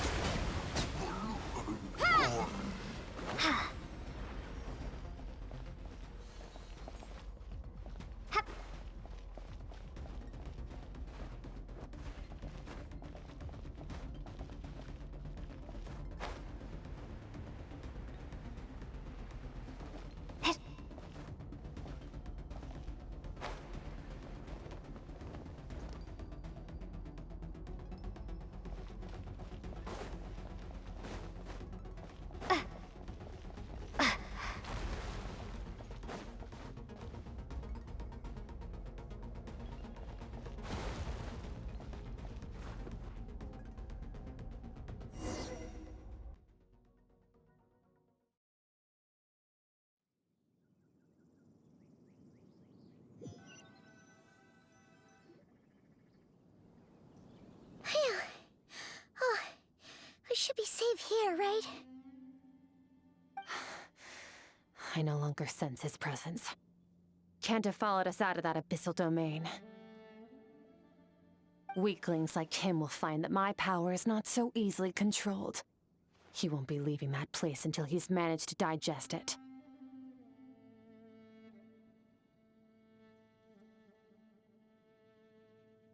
You seem surprised. I suppose that's fair. You've seen but a fraction of what that whale is capable of. That gaping maw could swallow a planet whole. It's called the all-devouring narwhal for a reason. Devouring is what it does best. It can extract power from anything, dead or alive, as long as it manages to make physical contact. Yeah. When we had our run-in with that thing, Neverlet mentioned that it has an instinct to devour. Your dragon friend recognized the nature of its abilities and used the power of Hydro to protect you. That worked because it was in a satiated state, so it was somewhat less aggressive than usual.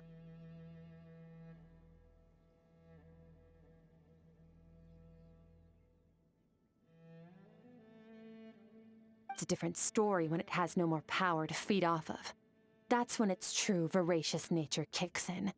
It could devour everything on the planet in that state, which is why I cast it into that void space. But I hadn't counted on there being anyone left on this planet capable of wielding its power. To me, that says he must have encountered the whale a long time ago. Meaning, he must have known my master.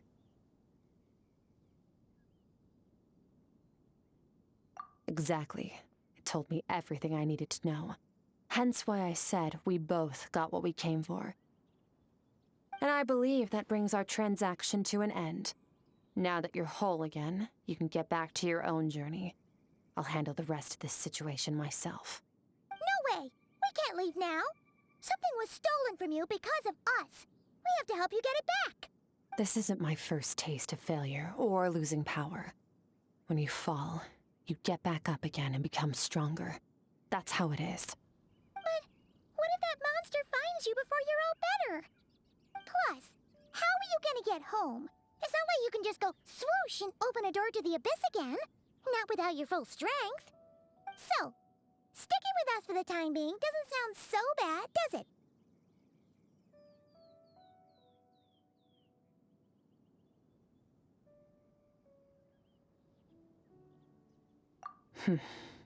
Fair enough. Then take this. What is it? A bag of Mora. Nothing in this world is free. I know that much. I'll leave the planning to you. Hurry up and decide where to go. We shouldn't linger. We should take Skirk somewhere she can rest. But where? Paimon gets the feeling Skirk wouldn't like being around a lot of people. Oh wait! Baizhu said we could rest in the back room of the pharmacy, didn't he? Let's head there!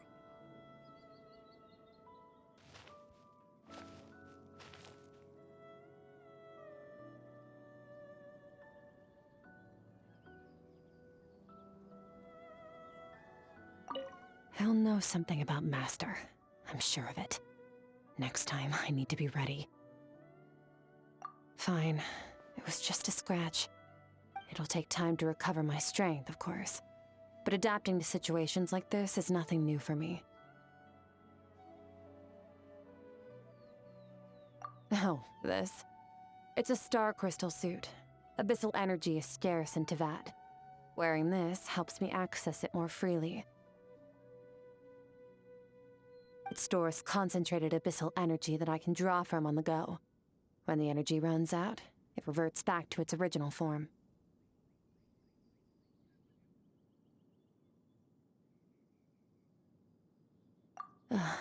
Found somewhere to rest. Well, lead the way then.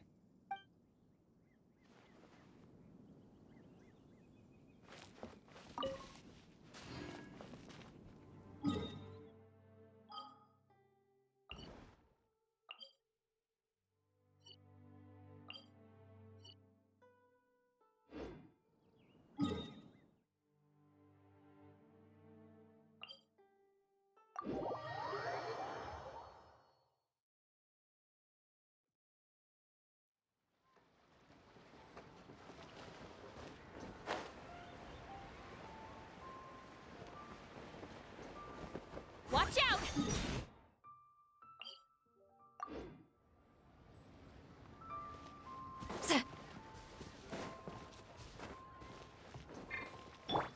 Try and stop me!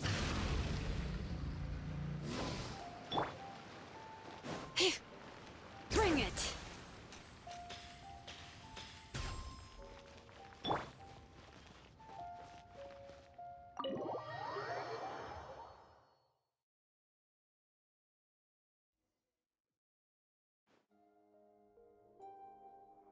Huh. This bag from Skirk has a ton of Mora in it. Does she have a job or something?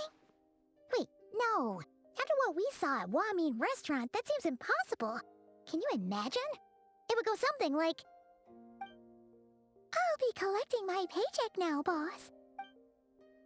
Oh, sure thing. Wait, who are you? Have we met? Can't hold a job if you make everyone forget about you. So, what did she do to get all this Mora? Claimed some buried treasure, took care of a few monsters that were causing trouble. Nothing untoward. It's safe to use. You heard all that? A sonorous voice like yours is hard to miss. I wouldn't be surprised if the sound of it traveled to the nearest mountaintop. Then, did you by chance happen to hear Paimon's little, joke earlier? You mean when you called me Frosty the Lavender Melon?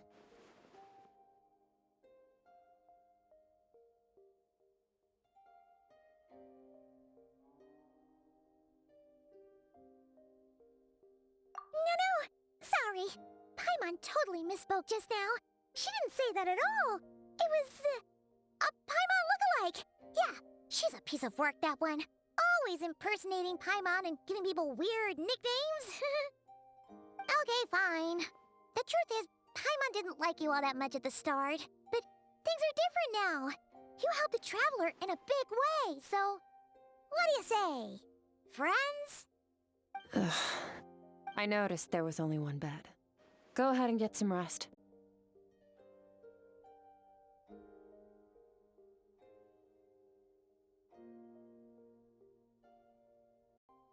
Wait, what about you? I don't get tired, and I don't need rest. I'm going to practice my sword work. That should help me regain some strength. But your shoulder... Hey, don't just leave! Ah, whatever. Let her tire herself out. She'll come back eventually. Let's get some sleep, Traveler. That comfy bed is calling, Paimon.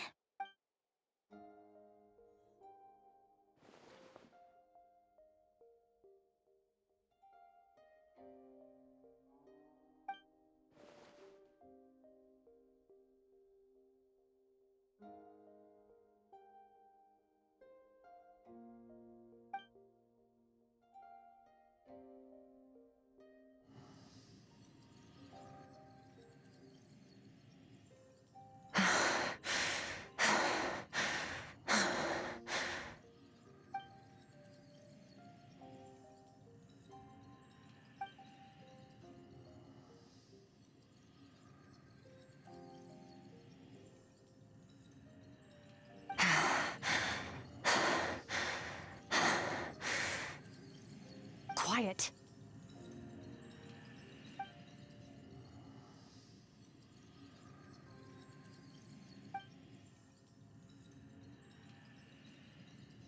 Do you even remember how many of us perished in that fire?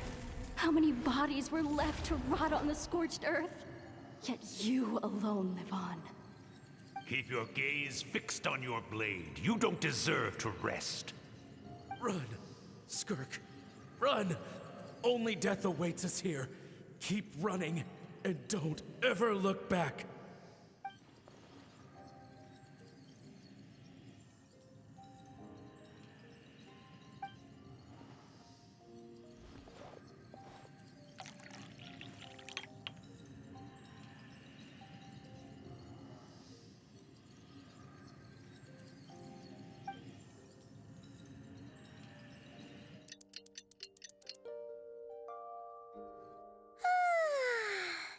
Getting an early night's sleep is the best. That bed was so comfy. Wait, Skirk? Have you been sitting out here the whole night? The bed's all yours if you want it. About 60%, maybe 70. Whew! Paimon thought it would take at least a couple of days. That was fast. No, not fast enough. That's 20% less than last time. Same training regimen, same intensity. Nothing felt different, but somehow the outcome fell short. No, I think the problem's with me. I need to meditate for the next 2 days. Deep introspection should help me find the issue. Ooh, sounds intense. We'll watch over you in the meantime, then. Thanks. See you in 2 days.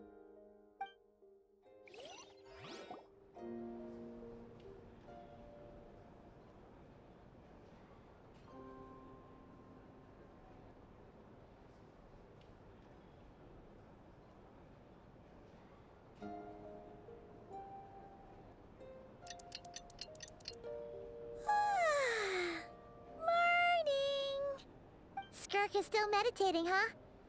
It's been 2 days already. Shouldn't she be awake by now? Paimon can't think of anything we can do to help. Oh, wait! Breakfast! That's it! Paimon will go get breakfast! Skirk is gonna be starving when she wakes up. Be right back.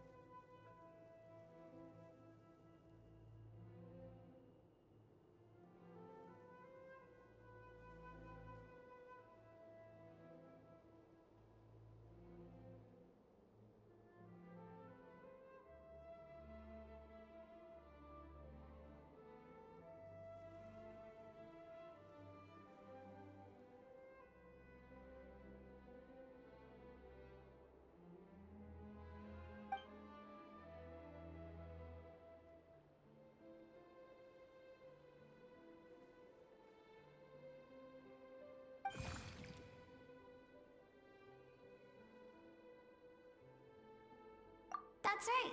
This is Skirk's inner world. Think of it as the threshold between the soul and dreams.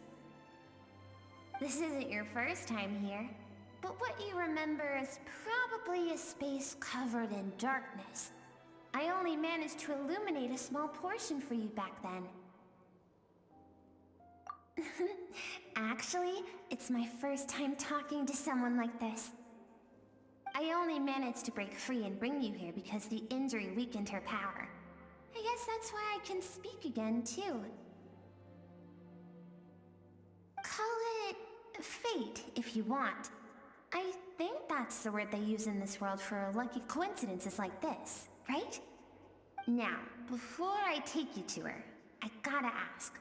You're the first outside visitor to ever come here, so what's your impression of this place?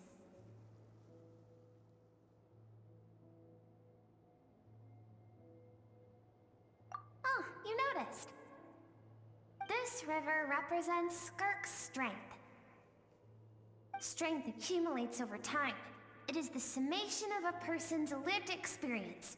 So this river is where all the fragments of Skirk's life should converge into a single stream of memories and emotions, flowing forward as one. But as you can see, this river has been severed numerous times. It's because Skirk doesn't like who she was in the past. When all she sees reflected in the river is a disgraceful shadow of who she was, she cuts through water and rock with the sword of reason, severs her connection with the past, and begins anew. You must learn to shut out all the pointless emotion. Crush the self that makes you weak, and become master over your physical form. This isn't my first taste of failure or losing power. When you fall, you get back up again and become stronger. That's how it is.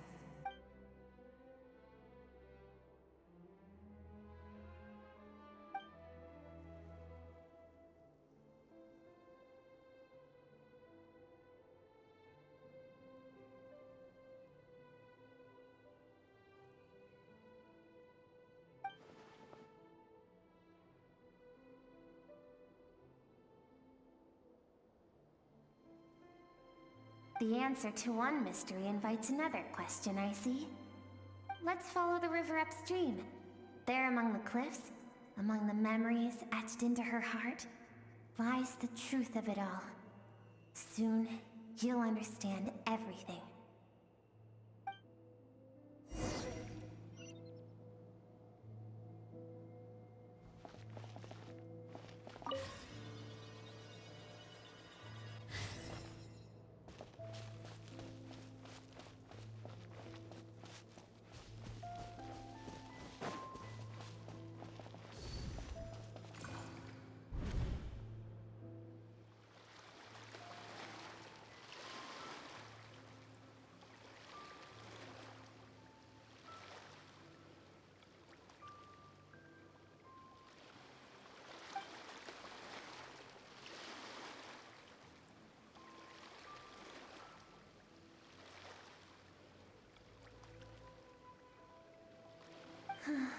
I've always thought that, even when falling leaves don't come from the same tree, they can still form bonds of kinship when they meet. Like meteors, you both made a journey through the stars. Both travelers who have landed on a planet that is not your home. Yet, when she first noticed your presence, although she hesitated for a moment, she still chose to walk away, indifferent as ever.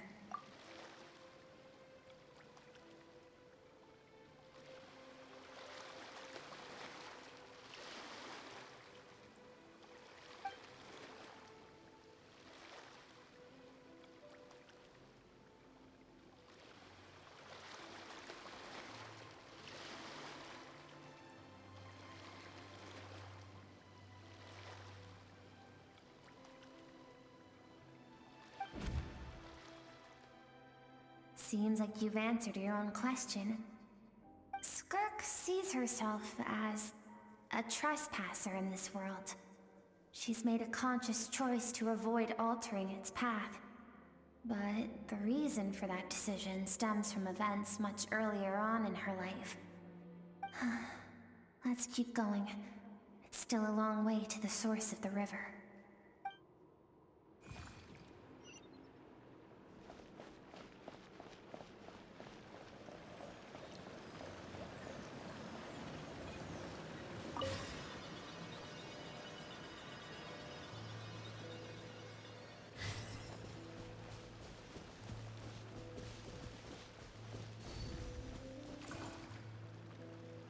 You now have what it takes to wield immense power. From this day forth, I shall teach you no more. No one can become a worthy warrior through imitation alone. I have given you fangs and claws. Now, you must learn to hunt. You wish me to travel the world beyond on my own, Master? Indeed. Make new friends. Embark on your own journey. And piece together a new future from the shattered remnants of your past. We will still have contact through the abyss. But know this. One day, I will take the life you worked so hard to rebuild and reduce it to ashes. Just like the fire that haunts your mind.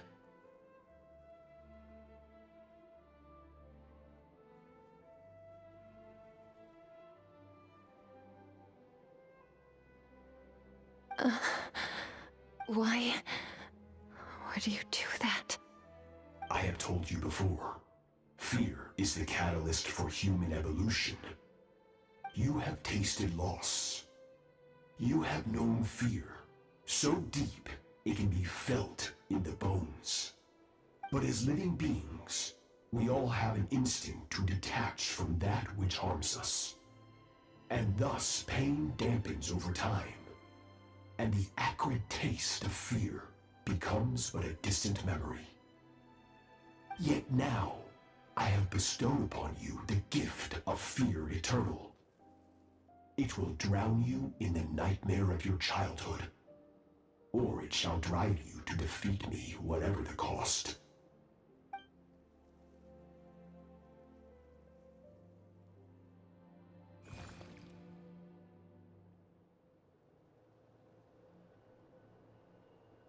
That is what Skirk's master, the foul Sertologi, looked like at one point in time. Of course, as a higher being, physical form is a triviality to him. He could appear as a beast, a human, or even a monster that defies description. The form you see him in here, clad in abyssal armor, is the one he usually wears when traveling through the stars.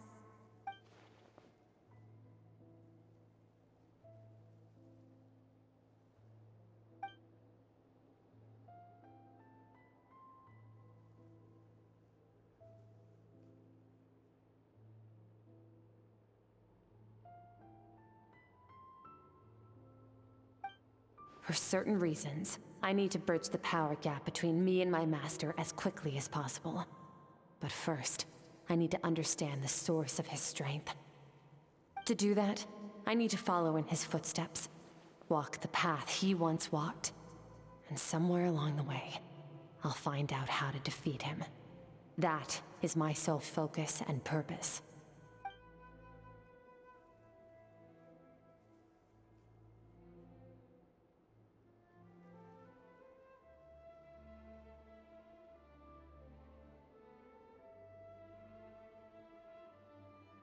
I'll let you in on a little secret.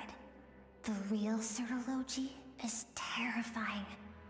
The scope of his power is impossible to understand until you experience it firsthand. It is absolute, the power to crush all things. Shall we keep going?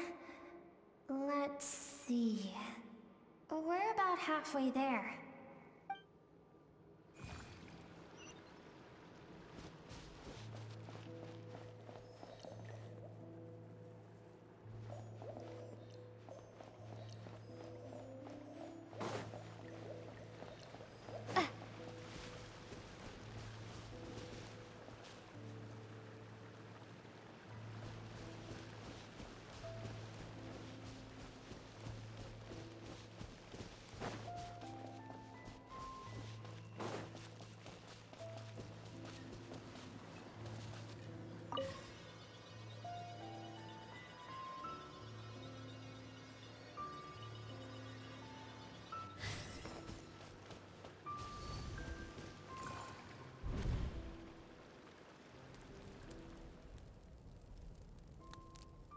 We've made it quite a ways already.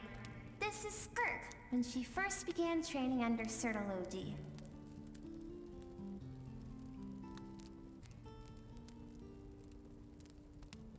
I have set your broken wrist. Tomorrow, you're to train twice as hard. No tears this time. Good. Attempting to garner sympathy through tears is a habit of the weak. A pitiful, useless ploy. Can I ask a question, Master? Why did you save me? I keep thinking, maybe it would be better if I had died. I wouldn't be haunted by that fire all the time. I wouldn't have to go on like this. I saved you because I have a plan for you.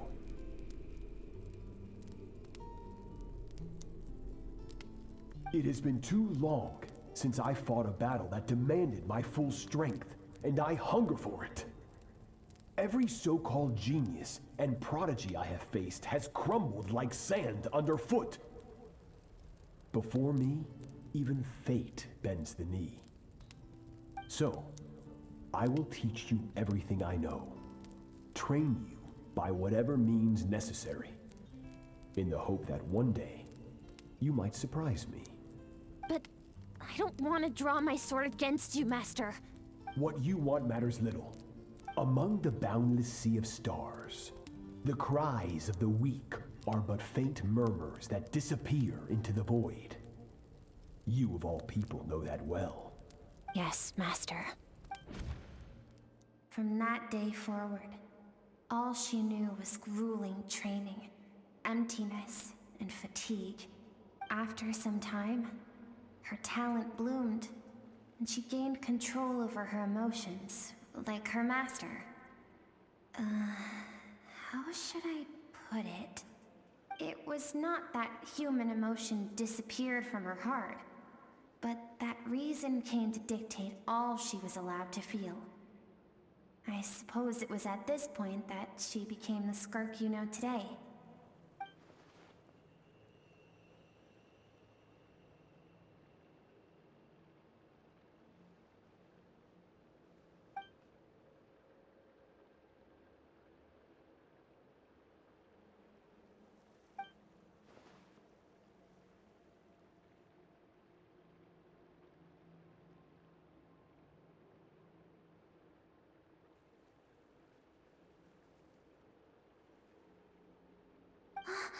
We're nearly there.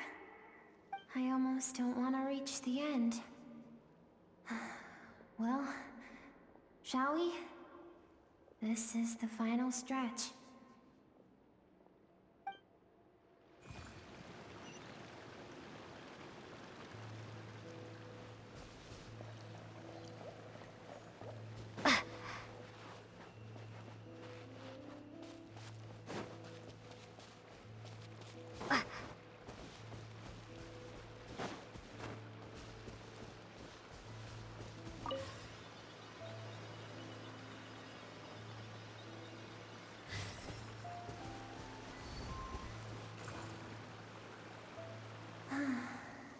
These are Skirk's happiest memories.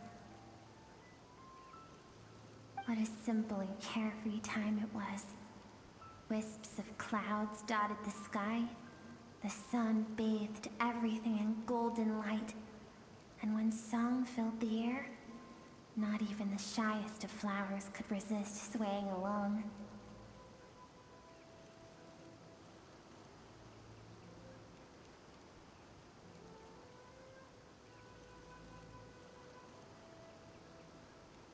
This is Skirk's homeland. She was so curious about everything as a child, always skipping school to go exploring instead. There was so much to discover.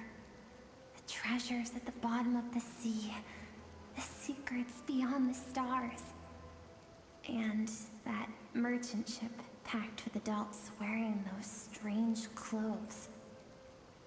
Yes. The ship. That was the beginning of the end. It was a spaceship. When it arrived, The people that disembarked wore smiles on their faces and spoke of friendship. They claimed to be merchants from a neighboring planet, looking to establish trade. Skirk's parents, her relatives, her neighbors, everyone welcomed the newcomers with open arms and allowed them to explore the planet. To them, the visitors were guests and should be treated with hospitality. No one had any idea of what was to come. Several months later, an army of unknown origin arrived without warning and carried out a ruthless campaign to destroy everything and everyone on the planet. Skirk had skipped school that day, like so many times before, so she was not caught in the immediate wave of destruction. But when she came home that day, only fire and ruin awaited her. Countless people cried out to her for help. People she knew and loved. Friends and relatives. The little girl who lived next door. The shop owner with the bad leg. The bad-tempered teacher she had made fun of just that morning. Their lives were discarded like worthless trash as the fire consumed one life after another. Skirk was helpless. All she could do was run. And so she did. She kept running until an unexpected figure crossed her path. If Sertology hadn't been there in that moment, the fire would have claimed her life too. And there she would have remained, left to rot in the scorched earth, with no answer as to why any of this was happening.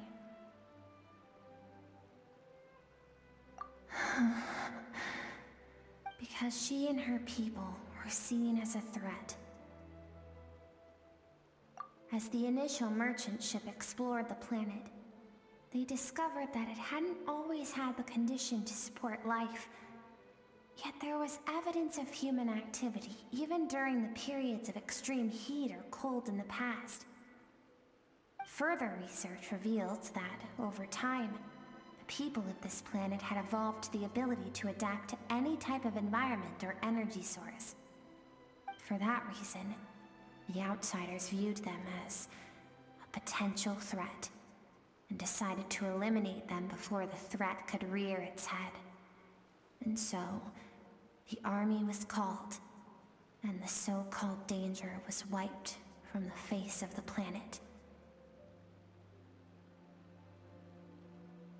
Senseless, isn't it?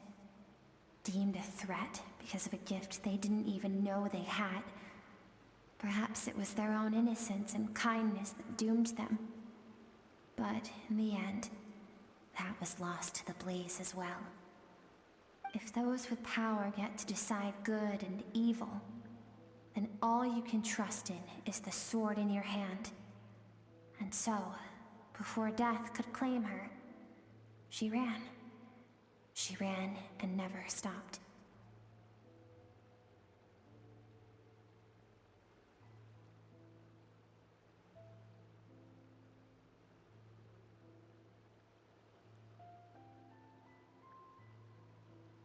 No one wants to relive their most painful moments. Well, that brings us to the end of the story. This is as far as we can go. Skirk is waiting over there. For both of us. Let's go to her. It's time to fulfill my purpose. And my greatest wish over all these years.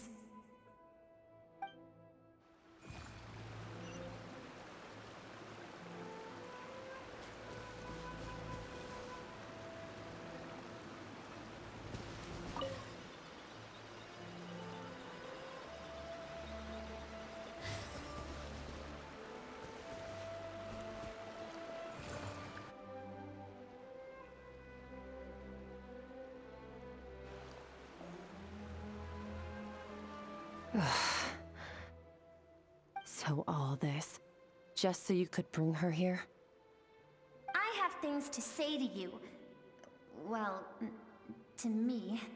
I want someone to witness our reconciliation, even if it takes an argument to get there. And she is the best choice in this moment. Her suppressed emotional self, the version of herself she keeps locked in the recesses of her mind, stifled by reason. All those rejected impulses, those discarded aspects of your past selves, they are a part of me now. I am who you used to be.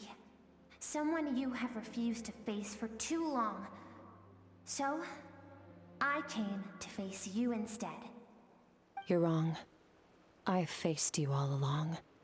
And that's exactly why I keep you locked here. Your existence makes me weak. Moments of joy and longing are when we are most vulnerable. Don't forget, it was a penchant for goodness over reason that doomed our homeland in the first place.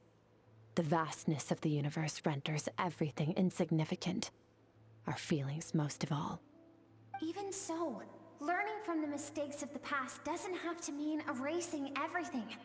Strip yourself of your so-called weaknesses, emotions like kindness and empathy, and what makes you any different from the ruthless soldiers who slaughtered our people? The difference is that I'm doing what is right, what is necessary. I allow you to exist, but with limited freedom. That is the greatest kindness I can offer. I have shouldered everything you couldn't carry. I rose above the numbness and emptiness, and it was cold, unfeeling reason that brought me this far. It made me who I am. It made me strong. That is the problem. I want to shoulder those things together. On the grand scale of the entire universe, maybe our feelings are vanishingly small, but why should that mean they don't matter? Emotion gives warmth to the cold expanse of space. It gives meaning to the world around us. Think back to those nights of gazing at the stars, those afternoons of exploring the unknown. Think back and let them grant you peace. A brief respite from the pressure you put on yourself. That isn't what we need. It's exactly what we need. Aren't you curious about why recovering your strength has taken longer than normal this time? Finally, you get to the important part. That is the only answer I came here to find. Then look around. Look at your inner world. You cast aside your dreams and curiosity, and in doing so, you lost your original motivation. You severed all connection to who you used to be, so you can no longer draw strength from your past. Now, the only things driving you forward are fear and survivor's guilt. But these cannot take you far enough. And so, this river, the source of your strength, grows more polluted by the day. And you think that means I should seek help from a weak little thing like you?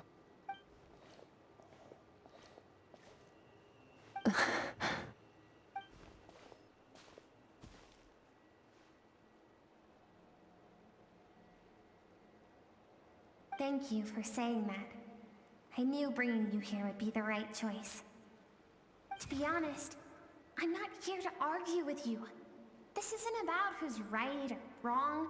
And in fact, I agree that in order to make it through the wake of that tragedy, we had to distance ourselves from the pain through reason over emotion.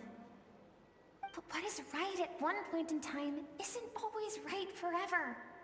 I know you will never forget that fire. I know the fact that you were the sole survivor fills you with guilt. And I know that among the voices that haunt you, mine is there too. Because deep down, you know that you didn't turn out to be the person you wanted to be. All those unfulfilled hopes are like knives to the heart. And I don't want you to hurt anymore. So even if you can't accept me, I hope, at least, that you can let go. I keep thinking, Maybe it would be better if I had died. I wouldn't be haunted by that fire all the time. I wouldn't have to go on like this.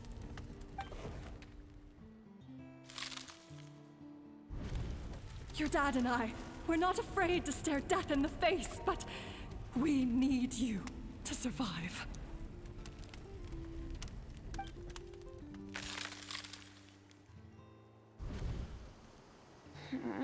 I'm sick of being a kid. There's so many amazing things out there, and I'm ready to see them all.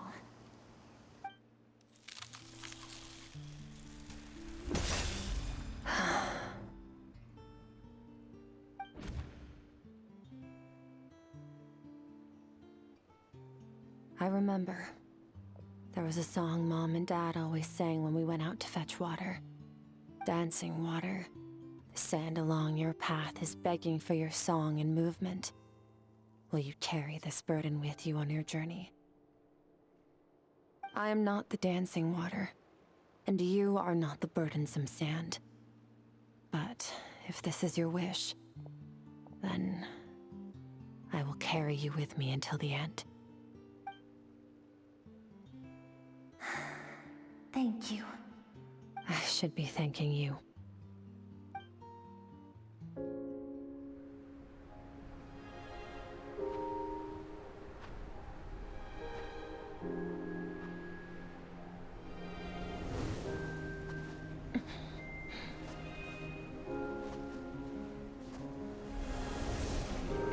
Run, Skirk, run! Remember, leave no one alive! Heed my words, Skirk. Let fear take root in your soul. Did you survive? Why was it only you? Skirk, did you become a positive light in this world?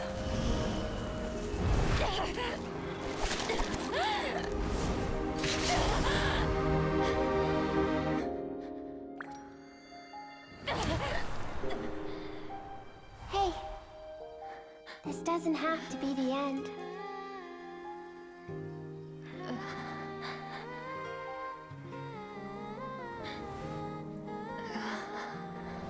Life is a gift. Don't let darkness claim it.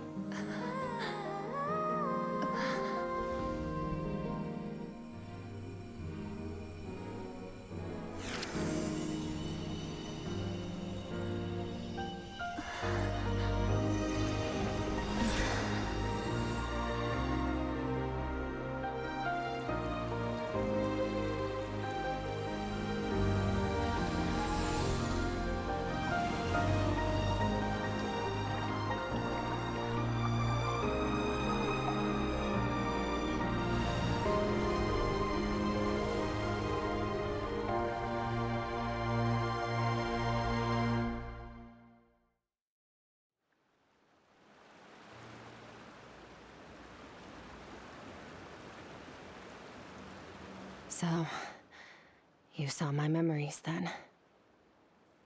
I once asked my master if survival of the strongest was the law of the universe. He said no, but in a world without order, those with no moral boundaries tend to be the ones who survive.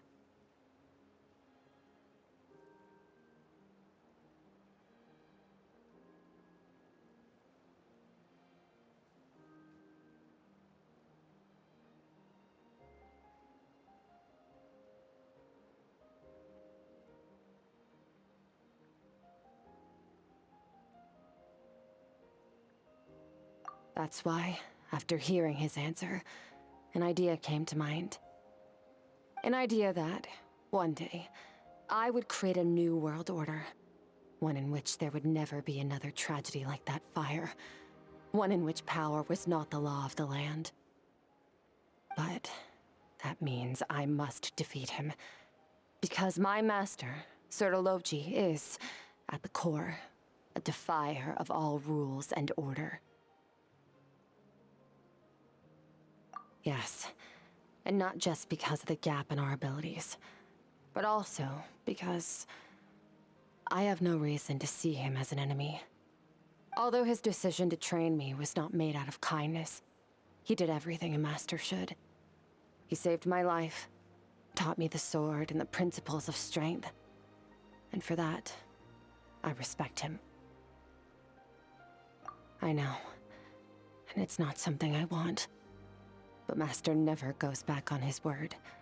I have to treat everything he says as a promise. He's no longer into that, but he sends me messages through the abyss every now and then.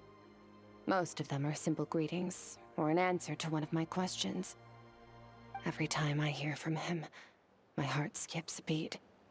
And I wonder if this is the moment where he'll finally appear before me and tear down everything I've built to pieces. Maybe that means I do live in eternal fear, just like he said.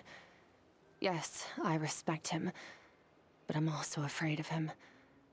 And for that reason, the pursuit of strength consumes every moment of my life. I don't know what Master has planned, but I have to be ready. Help me? Why? This isn't your fight.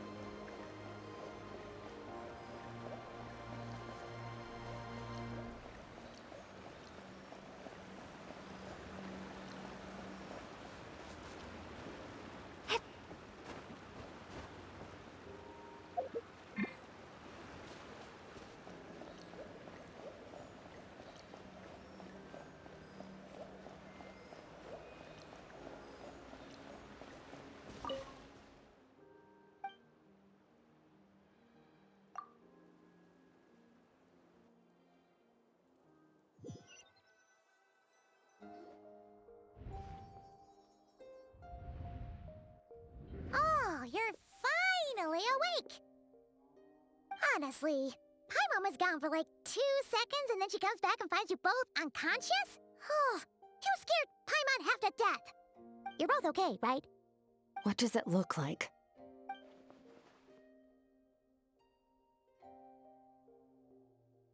Only water from the source can cleanse the rot and filth that flows from the past into the future. I taught you to incorporate the experiences from your journey into how you fight. I suppose what happened today will become an inseparable part of who I am. Okay, so Paimon feels like she's missing some important context. But whatever. Paimon brought back tons of delicious snacks! Let's dig in!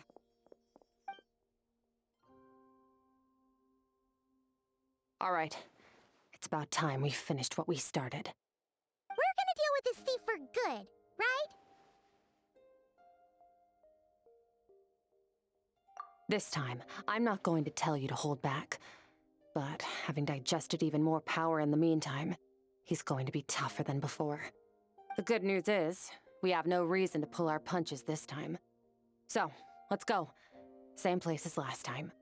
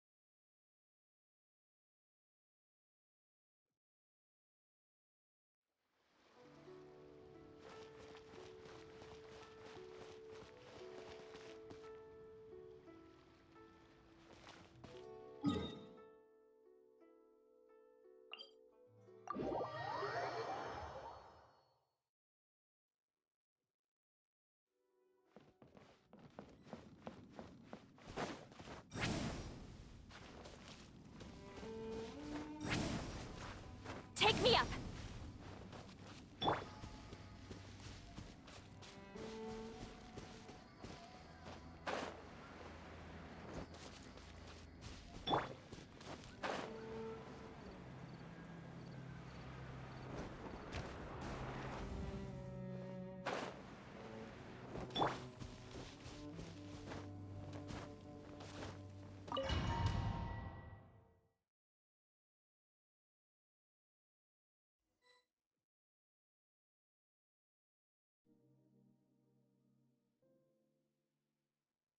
The fog is gone!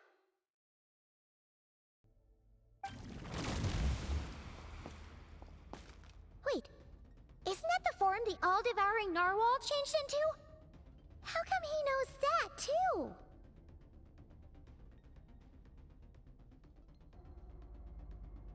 Really? So, you're telling Paimon that giant whale and this guy can both turn into the fowl? How does that work? It's a subconscious instinct. Any intelligent being who longs for his level of strength is bound to mimic his appearance. It's a natural response after encountering someone as powerful as Master.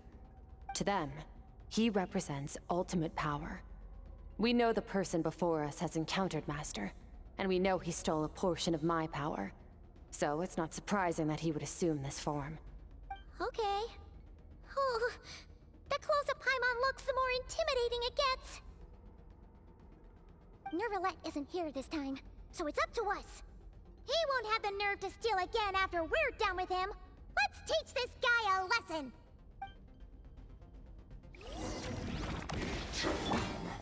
Infinite. Water jet! Everlasting. Bombs away!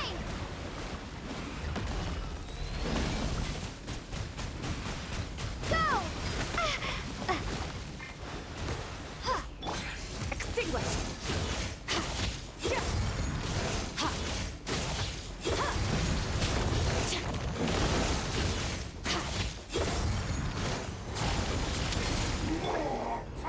Haven't forgotten your training, I hope. Go!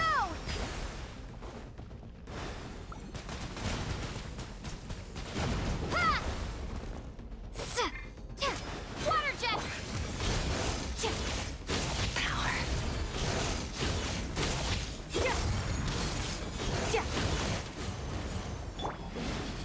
Send death once more! Go!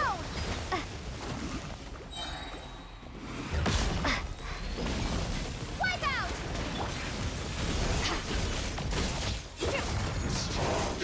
Mine to wield.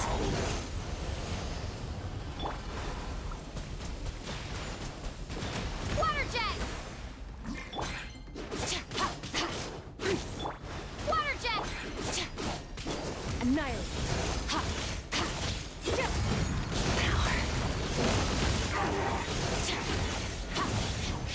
Beyond this world. Go!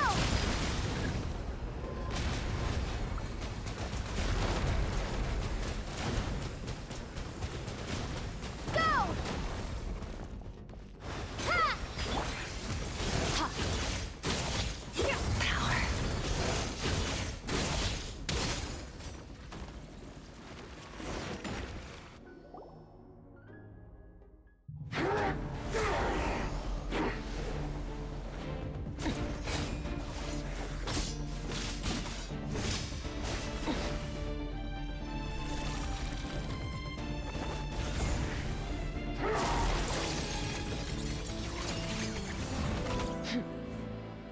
Haven't had enough of my power.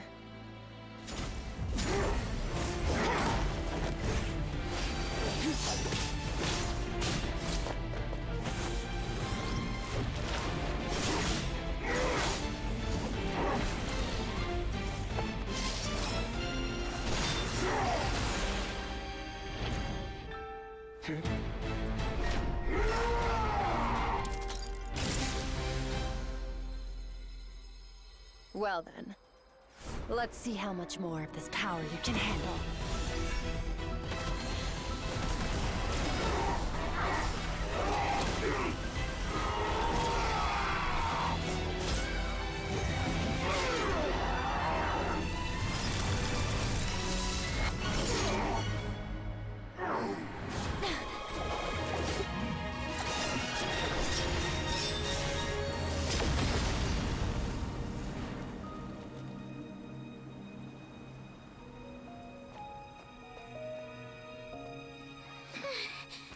Oh.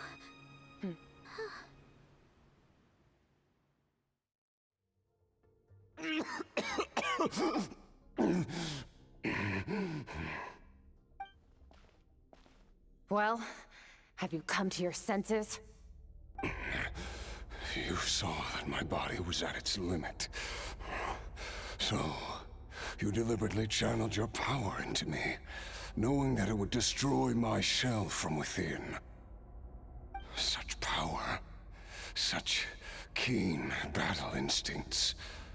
So you must be. Skirk, Sertologi's disciple. How long has it been? How long has he been away from Tevat? Hundreds of years. Hundreds? Sorry, it's a lot to take in. I should introduce myself. I am Skofnungar, a friend of your master and one of his followers. This is the first time I've heard your name, Skirk. But hundreds of years ago, I knew you existed. And I knew you would come here. Hundreds of years ago? Sounds like you and Master have quite the history. Care to tell us about it? Of course. Might as well take advantage of a clear head while I can. The story starts a long, long time ago. I was born into a noble family in Conria. As the eldest son, I was set to inherit our title. But I contracted an incurable illness as a child, and everyone gave up on me. I trained the sword harder than anyone else, defeated all of my peers. But it was all in vain. When other people looked at me, all I saw in their eyes was pity, or a strange glee in my misfortune. Even my parents were just waiting for me to die. Over time, my heart hardened, and I became aimless. That was the point where I met your master, Sertologi. We were similar in age, but different in background. He was born in prison, the son of criminals who had been sentenced to death. He spent his childhood wandering the streets, facing more criticism than the literary works in the Universitas Magistrorum.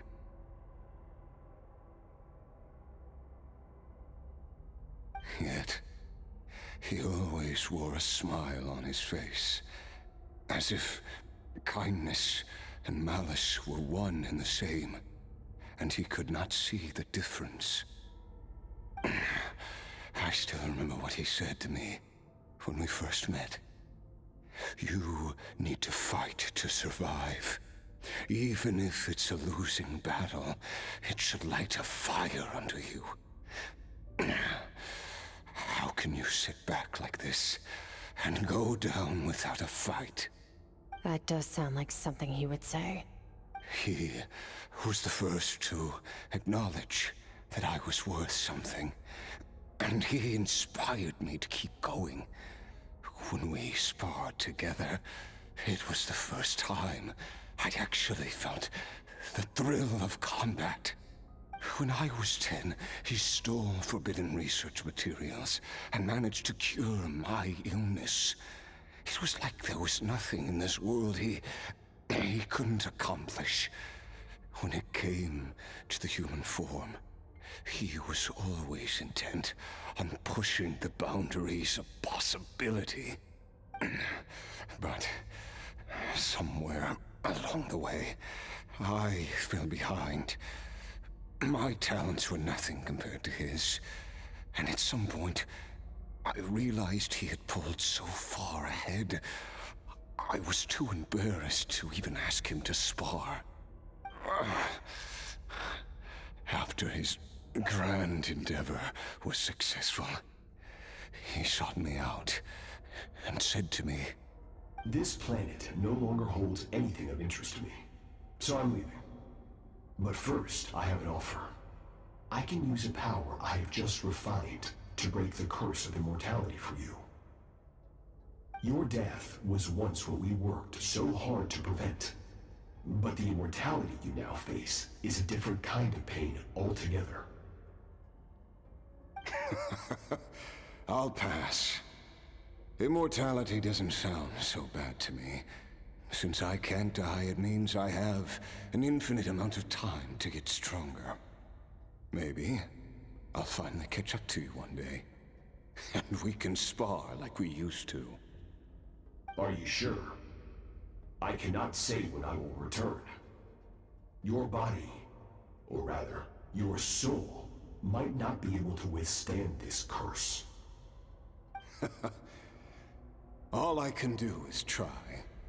After all, a wise man once told me, people need to fight for their own survival. Wise indeed. Nevertheless, if you grow weary of the pain of immortality, and wish to experience a good sparring match before you wither away, seek out my disciple. Disciple? Never thought I'd hear that word coming from you. Nor I. But Vedifenir said I was destined to find a disciple out there in the universe, and bring her to Tibet.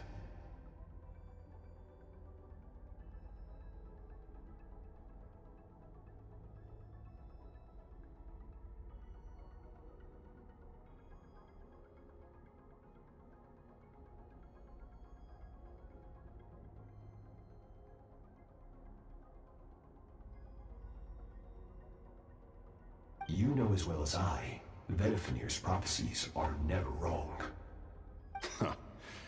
Well, now I'm curious about who this disciple of yours will be. All Vedifenir said was that one day, the stars shall bow in her honor. Sounds pretty impressive. Of course. Only the most outstanding people would have the right to become my disciple.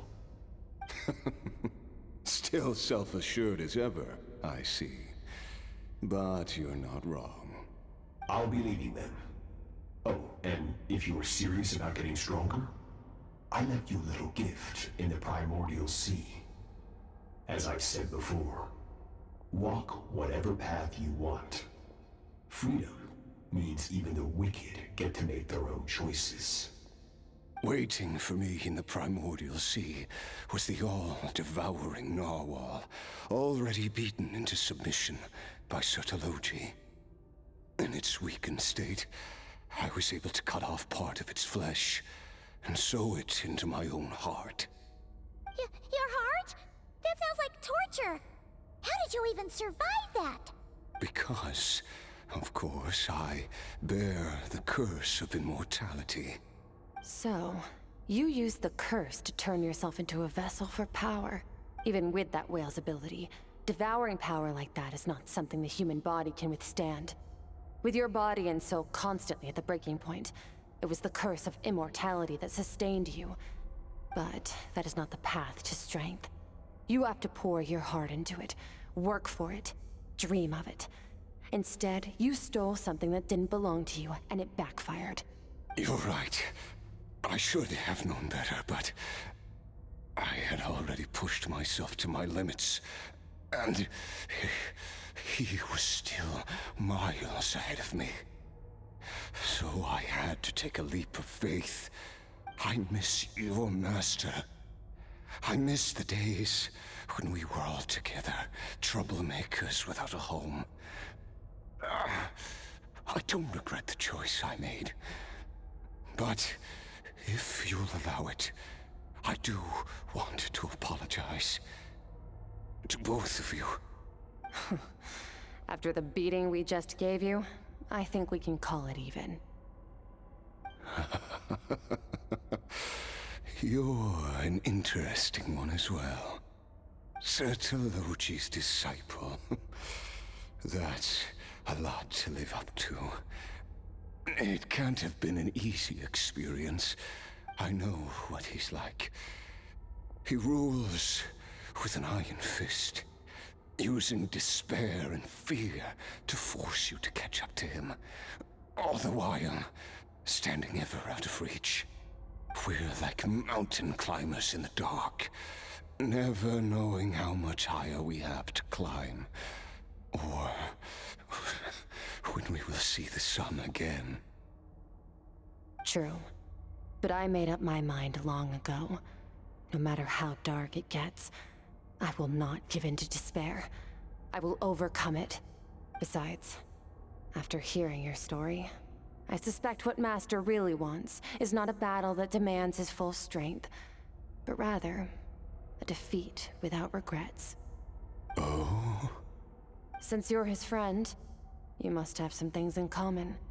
The first time we came here, when you stabbed me through the fog and stole my power, I felt no emotion coming from that spike. But when you had to devote all your strength fighting me just now, I could feel joy and passion emanating from your blade. It was the joy of a researcher discovering the truth of the world, the joy of an artist uncovering a temple of wonders. Interesting. I'm certain I didn't express those emotions outright. Yet you were able to read them from my blade, like a glimpse into my inner world. You're right. That battle brought me an unbridled sense of joy, and my defeat brings me no regret whatsoever. Exactly. I think Master also craves a battle like that. One where his opponent forces him to use all his strength, unlock the extent of his potential, and transcend his own limits. A battle to end all battles. After which, all can come to an end, including, perhaps, his life. For that very reason, good and evil are meaningless to him. He has one purpose, one goal: to complete himself. It's one of the secrets to his strength. Perhaps you're right. Perhaps that is his goal. What a battle that would be. Oh, to witness such a... Are you okay? Too many different kinds of power are surging through my body. The curse of immortality allows it all to coexist, but it does not remove the pain. I won't be able to hold on to my sanity for much longer. What a shame. I would have loved to witness that battle. Sertologi once offered to free me from this curse. Now, I must ask that of you, Skirk. Can you release me from the pain? I can, but not through death, if that's what you were hoping for. It's not a suitable punishment for your crime. As an alternative, I can take your consciousness, along with all the power you've consumed, and smash it to pieces. The impurities will dissipate, and under the curse of immortality, your mind and body will regenerate. When that process is complete, you will be back to who you were before, no longer tortured by powers you can't control. But it will be a time-consuming and painful process. The decision is yours to make. I accept. And who knows? Perhaps I'll wake up in time to witness your great battle with Sertologi. I have faith that you'll be able to stand against him one day. Though I know it'll be a long and arduous road. If we are climbers in the dark, it appears the dawn has finally broken for me. But your ascent continues. At least, it looks like you are not alone on your journey. I will reach the top of this mountain, no matter what it takes. And you, Skofnunger, will be my witness at the end of all things. That's finally over. Let's get out of here. Huh! At least we don't have to make a mad dash for the exit like last time.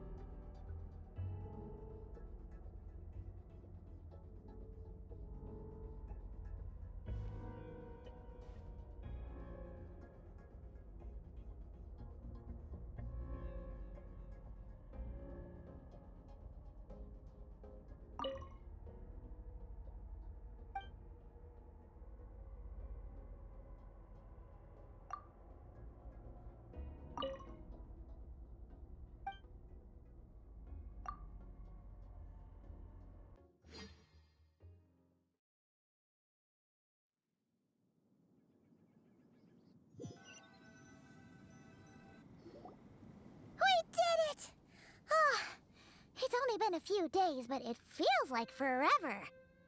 Once again, we've proved there's nothing we can't overcome. We're just that awesome. Wow, you sound even more confident than usual. Guess you really have become stronger. Today sure went by fast. It's night already. Oh wait, that reminds Paimon. The stars you mentioned, the ones that died out, are they back now? Yes. The power Skafnungur stole has been returned. So, the stars have regained their light. Great! Huh, it's crazy that you even noticed their light was gone. There are so many stars in the sky. If a few disappeared, Paimon definitely wouldn't be able to tell.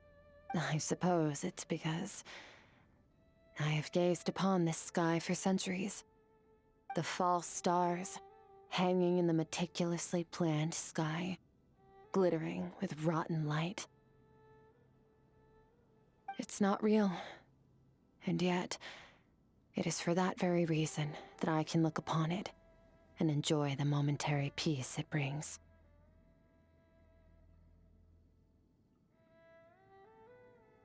Even the most beautiful of bubbles has to burst. We will return to the real universe one day, whether of our own volition or not. Time marches ever forward. Even the innocent and naive will taste life's bitterness.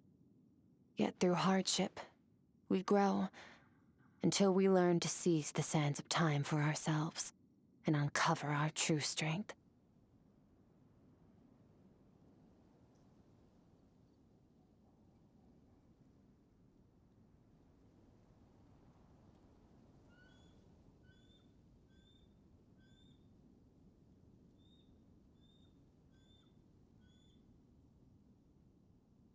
Though we gaze upon a false sky, its vastness and majesty is palpable. One can only wonder, what is it going to take for kindness to reign supreme in the vast expanse of the universe? Ugh, this is all going over Paimon's head. But if she knows one thing, it's that the Traveler always finds finds a way. Ever since we met, she has filled Paimon's days with happiness. No matter how tough things get, she always finds a way to make it better. If it's too big a job for one person, then we'll do it with two. And if two's still not enough, then three. We've met so many amazing friends and accomplished so many amazing things. As long as we don't give up, we can make any wish come true. I suppose when it comes to you, anything is possible. Well, I should be going. Now that my power is no longer isolated from my emotions, I need more practice to get used to it. I suppose fate will decide. Maybe we'll bump into each other on the street. Or maybe we'll reunite on a different planet entirely. Regardless, reunions and partings are but passing moments. More than anything, I hope that at the end of this journey, wherever it takes us, we stand in a world reborn. One without war, pain, or forced partings. One where new life can bloom, even where there was once nothing but scorched earth. For this, we must all work to become stronger. If that's what you want to call me, I won't object. Goodbye. Bye!